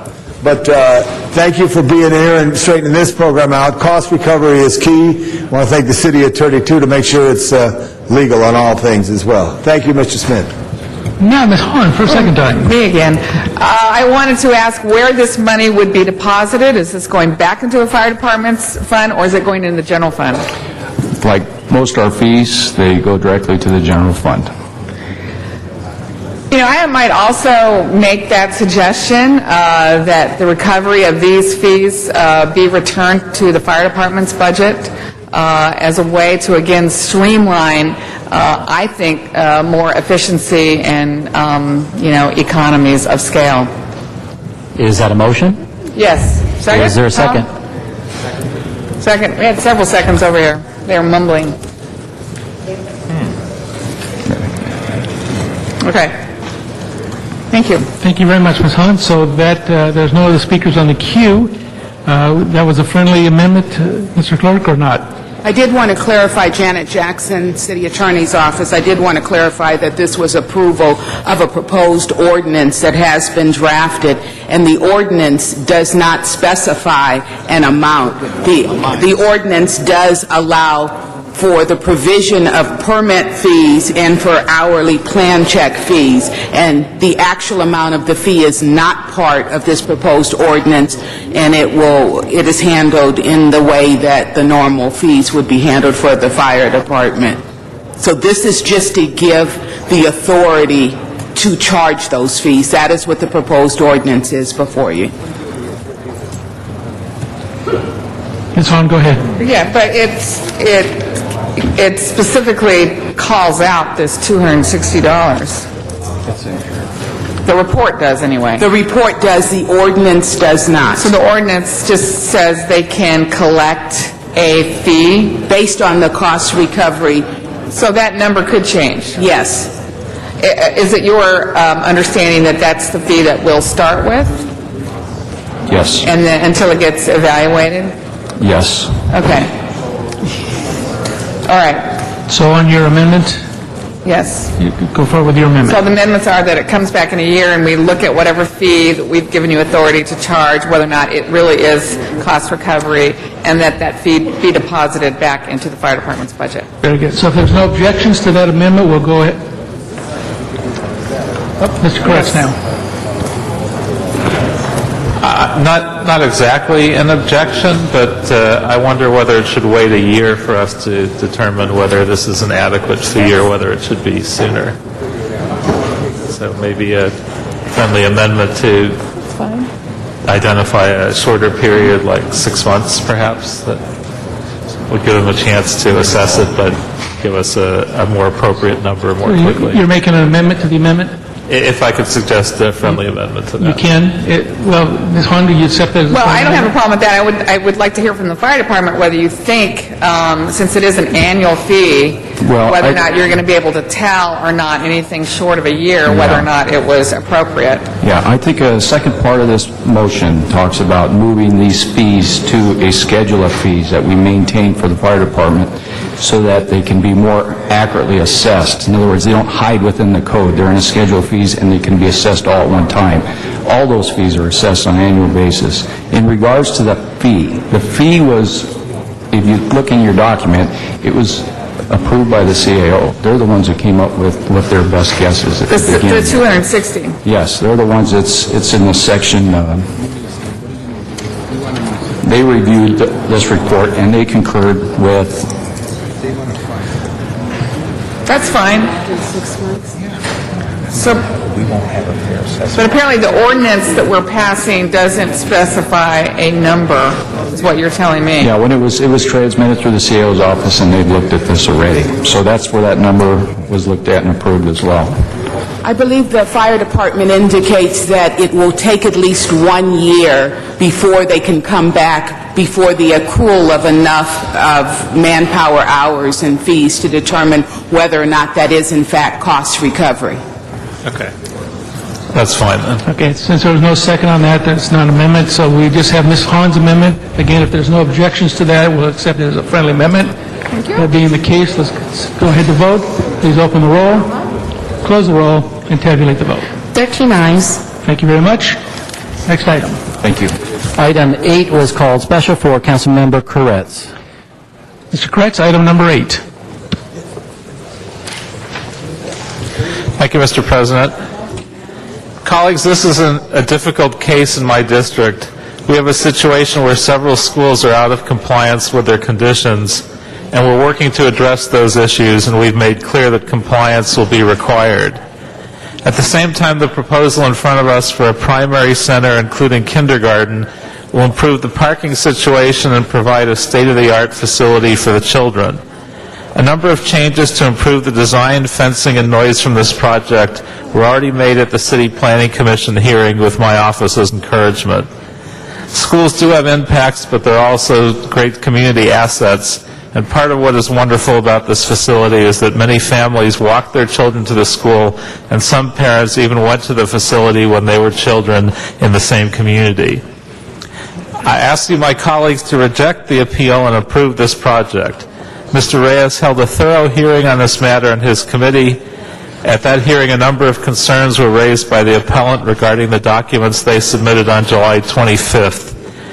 There's nothing in the additional documents that I and my staff reviewed over the last week that raised new significant issues not addressed by the Planning Department, Planning Commission, or Plum. There is nothing in the documents submitted that would cause me to change my recommendation to the Council. The applicant has provided the Council and Planning with a letter dated August 6th that includes responses to the appeal and technical corrections to the conditions. I ask that those technical changes be reflected in the Council's action. Mr. Alarcon. I was just wondering if we could get a description of the project. And who, I don't know who's appealing and who's supporting.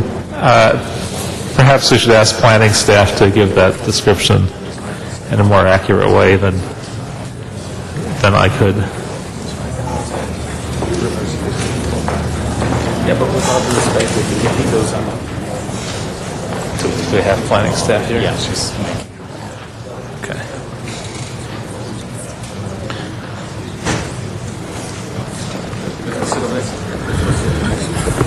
Good morning, honorable council members. I'm Linda Smith with the City Planning Department.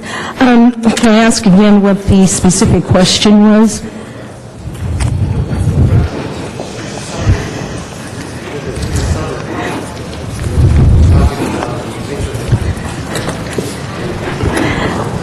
Okay. This was initially a request that was before the City Planning Commission for the adoption of a conditional use to allow an to allow a nursery school and a kindergarten in a residential zone. That request was approved by the City Planning Commission in April of this year. Subsequently, an appeal was filed. There are numerous names as part of the appeal, and that appeal action was for all of the approvals that were done before the City Planning Commission. So, who's appealing what? People, the appeal is in favor of the project? No, the appeal was against the recommendation to approve the conditional use that was made by the City Planning Commission. To allow for preschool and nursery school in a residential area. That's correct. Every time one of these cases come up, I say, where are we supposed to put preschools and nursery schools if not in residential areas? We have to, I think, delve a little more deeply into the policies specifically related to preschools and nursery schools. They should have the same kinds of considerations that we give to other public schools and private schools. Little kids, like my daughter Camila, who goes to school in a residential area, and she's only 2.5 years old. I don't know where else you want to put these little kids in an industrial area. It doesn't make any sense to me. So I fully support the efforts to put the nursery school in a residential area. Thank you, Mr. Alarcon. Mr. Reyes. Thank you, colleagues. And you're right, we are in a place in the city where we're trying to figure out how to build out our support systems for our families, our seniors, in areas that get more and more crowded. But in this case, I want to thank Councilman Koretz, because his staff was able to address some of the concerns raised by this appeal, and the conditions that have been laid out reinforces that notion of compatibility. How do you make a facility fit in a neighborhood? So when you look at the parking issues, the height issues, and impacts of traffic, the conditions have been laid out to address those concerns. We did have a public hearing, as stated, and we did hear from the various perspectives and the appeals. And again, this is a matter of trying to come to terms with different conditions that resolve these issues, and that has been, I believe, accomplished. And I want to thank the planning staff for their diligence in this. But I would support Councilman Koretz in denying the appeal. Mr. Koretz to close. And just for additional clarification, this is not a new facility. This is a rebuilding of an existing facility. They're not even expanding the number of kids. It's just expanding the facility, adding parking to address the neighborhood problem, and just to make the facility better. The impacts, I believe, upon the neighborhood will be minimal, and in some ways, by providing additional parking, will actually mitigate some of the problems that exist there now. Thank you, Mr. Koretz. There are no other speakers on the queue, so proceed to vote. Open the roll, close the roll, tabulate the vote. 13 ayes. Thank you very much. That passes. If we take number 11 next, please. And that was called special for Councilmember Hahn, and there are cards on that. What?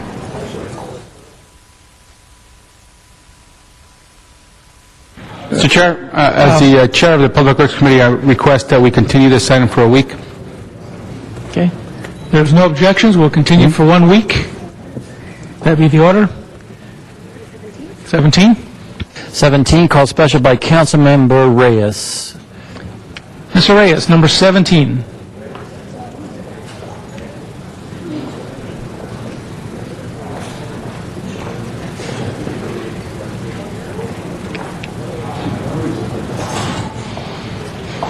Thank you, Council President. The item 17 is a verbal amendment. It's technical in nature. In item 1A, we just need to change the period for which expenses must be incurred from October 1st, 2009 through September 1st, 2002, October 1st, 2010 to September 1st, 2011. So just a change in years. Okay. If there are no other speakers on the queue, we'll accept those changes. Open the roll, close the roll, tabulate the vote. 13 ayes. That passes. Next item, please. Item 9, called special by Councilmember Garcetti. Thank you. If we can ask for, put 9 and 10 together? 9 and 10 together. Let me rise first to thank council members Huizar, Smith, and Perry. This is really the tip of the spear that I think the entire council is a part of in DWP ratepayer accountability. And Mr. Huizar, with a motion he put forward first on an ombudsman, a motion that I put forward that we're considering here today on ratepayer advocate with Ms. Perry, and then Mr. Smith, who was, I think, a seconder on that motion of ours, also put something forward on Inspector General. We've tried to synthesize through Rules and Elections Committee some things, and colleagues, just as a kind of side note, I was told by our Chief Legislative Analyst there might be as many as 24 different potential ballot propositions for March that we're going to have to winnow through and winnow down and kind of sort through and figure out what we want to put on the March ballot. But I think, as we've all said in here today, I would ask for your support today in a process moving forward to listen to the community and to go out to the people to hear how best to design something that I've heard a majority of this council, if not a unanimous group, say that we need, which is to have a ratepayer's voice, an independent, accountable, transparent process at the Department of Water and Power for our future decision-making. The DWP's top priority in this city should be its customers, the people and the businesses of Los Angeles. And to ensure that the customers are coming first, we need reform. This watchdog measures that we have before us today on 9 and 10 would empower an office with full-time, independent oversight authority to ensure that DWP plays it straight with its customers and with the public. And it's imperative, I believe, that this be created through charter amendment voted on by the people. And only the people can vote to change the charter, which insulates this watchdog from politicians and bureaucrats. We've got good politicians sometimes, we've got good bureaucrats sometimes, but there is no guarantee unless this is rooted in the people, with the people, and from a vote of the people. I think the transparency, though, begins with a transparent process. So we're trying to design going to the ballot by listening first to the people that are out there, which is why this action calls for the creation of a citywide series of public hearings that Ms. Perry and I are planning. The first, I believe, is going to be in Mr. Smith's district, where input from neighborhood residents, neighborhood councils, experts, consumer advocates, and business leaders is heard. And it's used to shape the amendment that is put on the ballot. We have to start early. I think so often we've all been around here when suddenly it's like 2 weeks before the deadline and we're hurrying to do something. This gives us the time to let it breathe.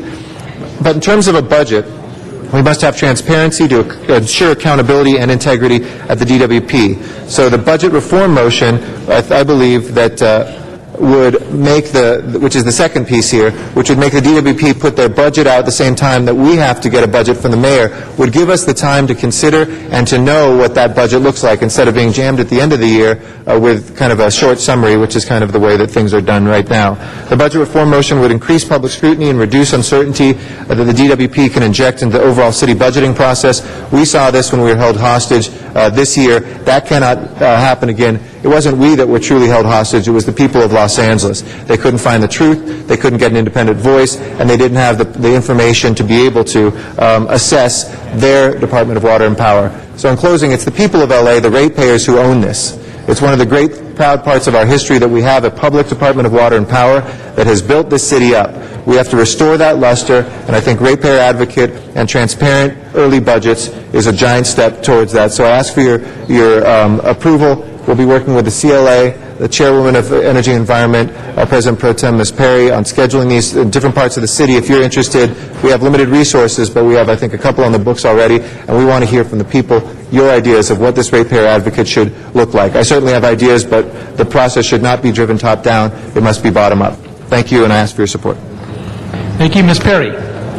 Thank you, Mr. Smith, and I appreciate what Mr. Garcetti just said prior. This is a chance for us to collectively go out as a body to various communities throughout the city and get their input and to right a situation that is pretty rife with a lot of wrongs, and to take the public's input directly and to be able to incorporate it ultimately in language which would go on the ballot and hopefully result in significant and dramatic changes in our charter to create a systemic or systemic change in the framework under which the Department of Water and Power has operated, so that we can address it head on, and to do it through public meetings so that we can hear from the public directly and get their input. I think is the best possible way we can do that. I'm looking forward to getting people energized about this, and as I've said before, I don't know that we would even have to raise a dime to campaign. We just have to make sure that we get people out to vote for it and to be engaged in the issue and to give us their perspective on it. And I do really hope that we're able to start out in the 12th and then work our way back in and then end up in the 15th, where I'm sure everybody has lots and lots of input to give us. Thank you. Thank you, Ms. Perry. Mr. Weezer. Thank you, Mr. Chair, and thank you to Mr. Garcetti and Ms. Perry, who brought all the different proposals that have been out there for a while by a number of people, including Mr. Smith and others, that have put together what I think is a good proposal. And what I like about this the most is that it's going to go out to the community first to get their input as to what we would like to put in for the March ballot. One thing that was mentioned earlier by Ms. Hahn is that certainly DWP, there's been a lack of trust given some of the this year's back and forth with the council and the mayor's office, and it provides a very essential service to our consumers and our residents, and we need to rebuild that trust so that we have the trust to move forward and provide that essential service. One thing that certainly has been said already is that what we're looking for is a person that knows about energy, that knows about water, is familiar with the technical issues involved, but also one that is insulated from political influence, one that will put things out and say things as they are, no matter who they may think they may upset or not. We have a lot of work to do on this. Simply putting it on the ballot and getting someone there will only start the process. The real work will begin once that person is in there, so that we can have a voice for our consumers at the table when some very important decisions are being discussed. Thank you. Thank you, Mr. Weezer. Mr. Rosendahl. Thank you, Mr. President. I got a big smile on because I'm talking with Ms. Perry about this being in March of 2011. I just want to go on the record and say I want the 11th District's input to happen. We have hundreds of people in the 11th District who have organized themselves on this particular issue. We have a superstar named Chuck Ray, who's in the audience right now from Mar Vista, who has been one of the leading citizen activists on this issue. It's really a no-brainer. I think Ms. Perry's right. We don't have to spend any money. The people are going to vote yes, because we want to get control and a handle on DWP, which we've never had before. This is a step in the right direction. Obviously, I'm very happy to see this moving forward. Thank you, Mr. President. Thank you, Mr. Rosendahl. Mr. Labange. Thank you very much. So I think it's very important that I believe a lot of this was driven even prior to the recent times where there was much disappointment with the Department of Water and Power and how they operated. But I think it's real important that it does go out to the community so they understand what the role is of the Department of Water and Power, what its needs are. Is anybody here from the department? I would just say, to the department, and this message, too, make sure they're on the same floor as everybody else. Make sure they're integrated. I also think it's a mistake, Mr. President, that our ethics department is on the 25th floor or 24th floor. It should be on the second or third floor. It should not be hidden in water and power. It should be out there where the public can come in and engage and feel comfortable in such a way that gets the information, and the knowledge is power.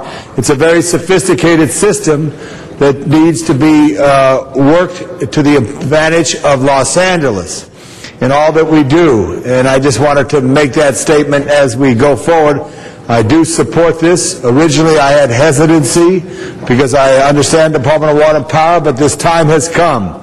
The time has come to make a radical change and make sure. But everybody who works for the Department of Water and Power should be an advocate for the people of Los Angeles, whether they're working in the streets, connecting a water line, or whether they're in a high tower pole, or whether they're in an office building. It's real important to know that it's a municipal, city-owned facility, that it's to serve the people of Los Angeles.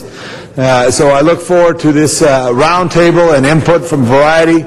I know there was a neighborhood council movement that brought this idea about, and several disappointments that all of us shared caused this creation to make formal action. So look for the robust, as Mr. Rosendahl likes to say, conversation on this. I support it. Thank you, Mr. Labange. Ms. Hahn. Thank you. Well, I agree. This is, the time has come to put this position in place, as well as getting a better handle on the department's budget, so that we do have an opportunity to help shape it for the benefit not only of our infrastructure, but certainly for the benefit of the people. I just want to make sure that we are clear on the position of the ratepayer advocate, what we actually want this position to be, the job description, because I think you're right. This is going to pass. This is definitely going to pass. Both of these charter proposals are going to pass. So let's make sure that we get good input from our neighborhood councils so that we know what they want this position to be. Do we want it just to be a technical position, or do we really want this to be a position that allows for good input from our community members, good input from neighborhood councils? What's going to be the relationship between the ratepayer advocate and the commission, which is supposed to be, 5 citizens who are really supposed to be there advocating on behalf of the public.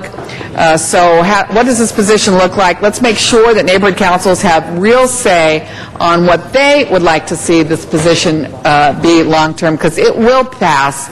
But the time to decide what this is going to be is now, before it gets on the charter, before it gets on the ballot, because it will certainly pass. So I look forward to good community meetings between now and then so that we can really shape what this position should be long-term on behalf of the public and on behalf of the ratepayers. Thank you very much. I was just going to announce. Thank you. Whatever you want. It's going to pass. What's it going to look like? Thank you. Any other members wishing to be heard on this item? All right. We do have a few cards on this. I would Mr. Krikorian is next. Thank you, Mr. Garcetti. I think that this is a very important step forward in reform.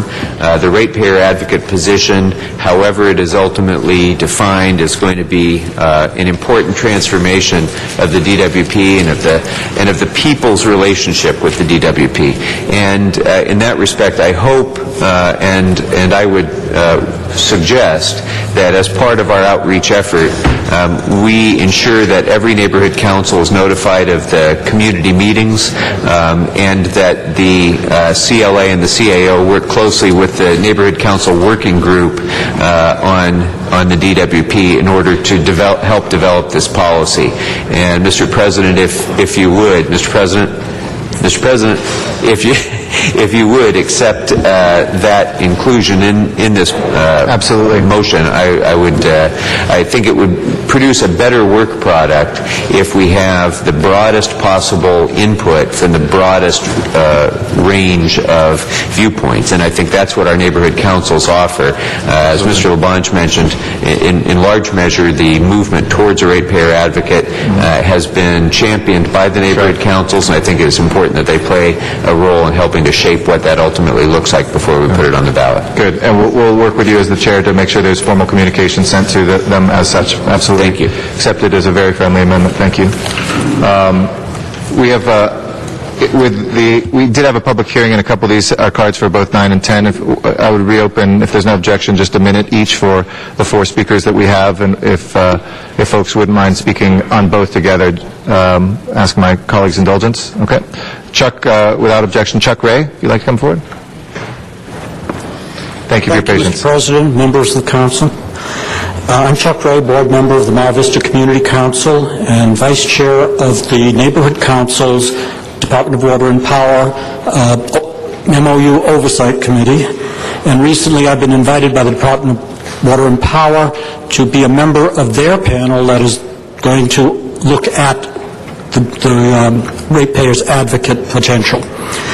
I've been following the ratepayers advocate motions for several months, and I think there's some details that you should be getting into the motion, which include the scope of the oversight function, the organization and staffing, the funding and the protection of the funding, the reporting requirements and the options for how that could work, and the ability to request corrective actions and to create council files.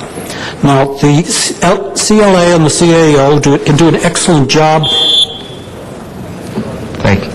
Thank you. We're just going to, yes, sure. Mr. Rosendahl, go ahead. If you'd like to finish your I think the CLA and the CAO can do an excellent job at framing the language of a motion or ballot measure, but I believe that I have to be neutral, so they can't really set policy.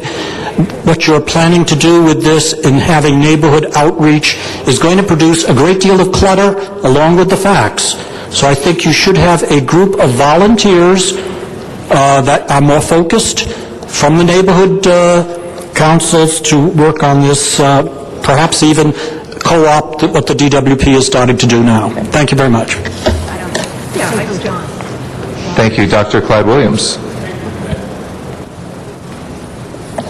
Dr. Clyde Williams, representing LA 32 Neighborhood Council on the east side, so west to east. But the real issue here is trust.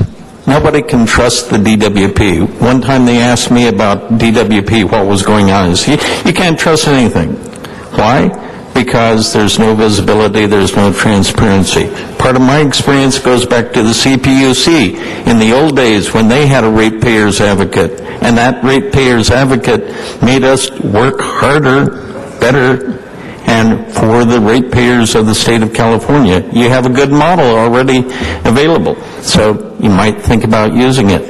As far as the forthcoming election, remember what happened to Measure R and a few other things. Measure R was defeated. Why? Because grassroots took roots and blossomed in the same way that this can be a good thing. Thank you. Thank you. Donna Pearman is our next speaker out in Van Nuys. Okay. I wanted to know if, I hope this really will go for the neighborhood and really will go for the ratepayer. But I want to know the ratepayer advocate and staff, are they paid positions or voluntary? I hope it's a voluntary position.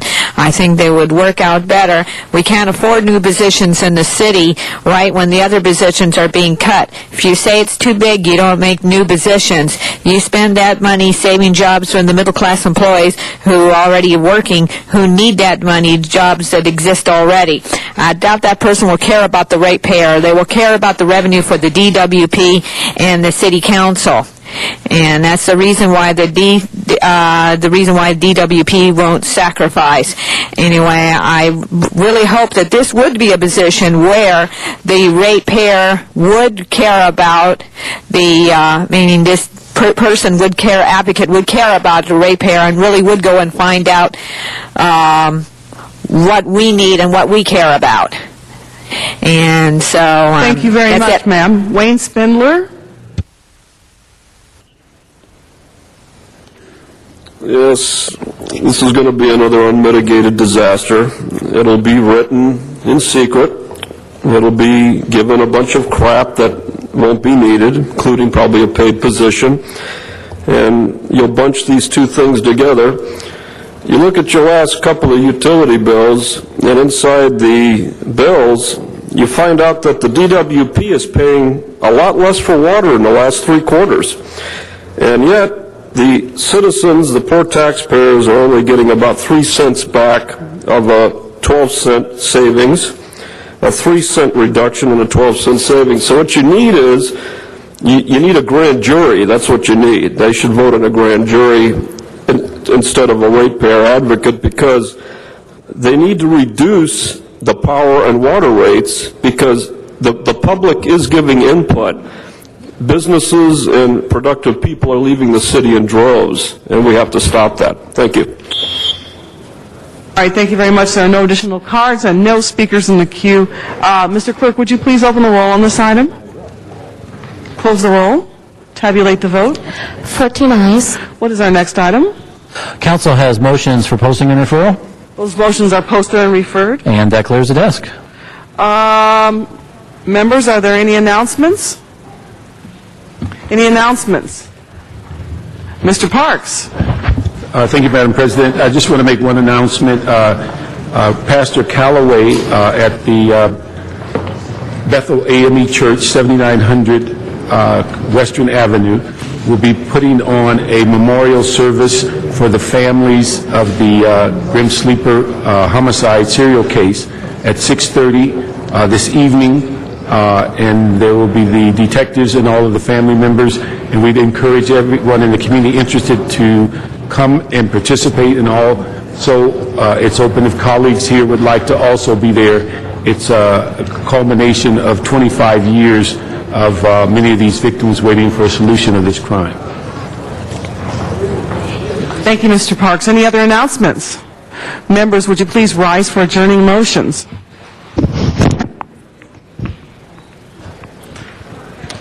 Members, any adjourning motions?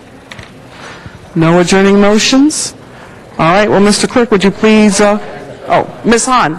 Yes, thank you. I'd like us to adjourn today in the memory of Mill Taney, who was born in 1922, and he passed away peacefully on August 3rd. He's survived by his 5 children, Catherine, James, Linda, Rebecca, John, Carolyn. He was a loving father and grandfather. He's survived by his sister, Eleanor, and his former wife, Lorraine. Milt served in the Army Signal Corps during World War II. He had a long career in technical electronic marketing. He passionately cared about the history of San Pedro, serving as an active member of the San Pedro Historic Society and the Pacific Corridor Advisory Committee of the CRA. His thoughtful participation will be deeply missed by these organizations. A reception celebrating his life was held this last Saturday at the Muller House. He will be greatly missed. He contributed so much to the history and legacy of San Pedro. Thank you. Also, Mr. Lamonge? Yeah, I just wanted to ask that we remember as we adjourn today the people of Southeast Asia and the heavy floods that have thousands and thousands of people in Pakistan have lost their life in other parts of the world. And also, I'm sure there's great sorrow in Riverside County where a school and their cross-country team had a tragic accident on 395 up in the Bishop area. We should remember every day is a blessing. Thank you, Mr. President. Thank you, and colleagues, it was confirmed as well that former Alaska Senator Ted Stevens and 8 others crashed in a remote southwest Alaskan region in a plane crash, and that he is confirmed as one of the folks that died in that. It's unclear whether or not some of the other individuals, including ex-NASA Chief Sean O'Keefe, have also died, but he was believed to have been aboard as well. But Senator Stevens, and thank you to Mr. Alarcon for pointing out this confirmation, had a very long career in Alaska politics. He was senator from 1968 to 2009, served as the president pro tem of the United States Senate from 2003 to 2007, and the president pro tem emeritus from 07 to 09. He was majority whip in the Senate, minority whip in the Senate as well. He was born in Indianapolis, Indiana, in November 18th, 1923. He served in the United States Army Air Corps during World War II from 1943 to 1946, and he was the longest-serving Republican senator in history. Strom Thurmond would have held that title, but since he was both parties, he was a Democrat until 1964. Stevens served longer than any other Republican and the 7th longest-serving senator in history. He was the senior senator of Alaska all but 10 days of his tenure, and he was replaced as president pro tem by Robert Byrd as well. He served for 6 decades in the public sector, positions in the Eisenhower Interior Department, was one of his first in the 1950s, and was mentioned he served continuously in the Senate since December 1968.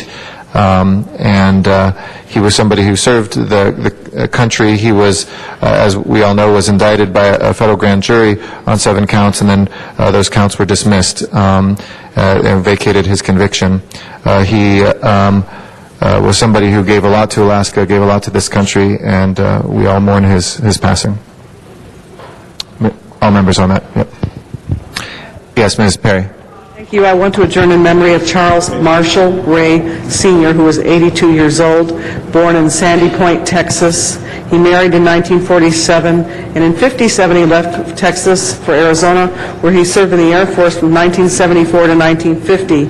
He married again in the 1960s and had 4 children after completing his military service.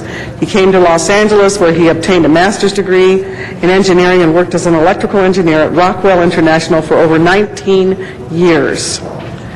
In addition to his many accomplishments, he became independent in pursuing his own business called Ray Clean Building and Maintenance, and as an independent contractor, ultimately was able to employ every single member of his family.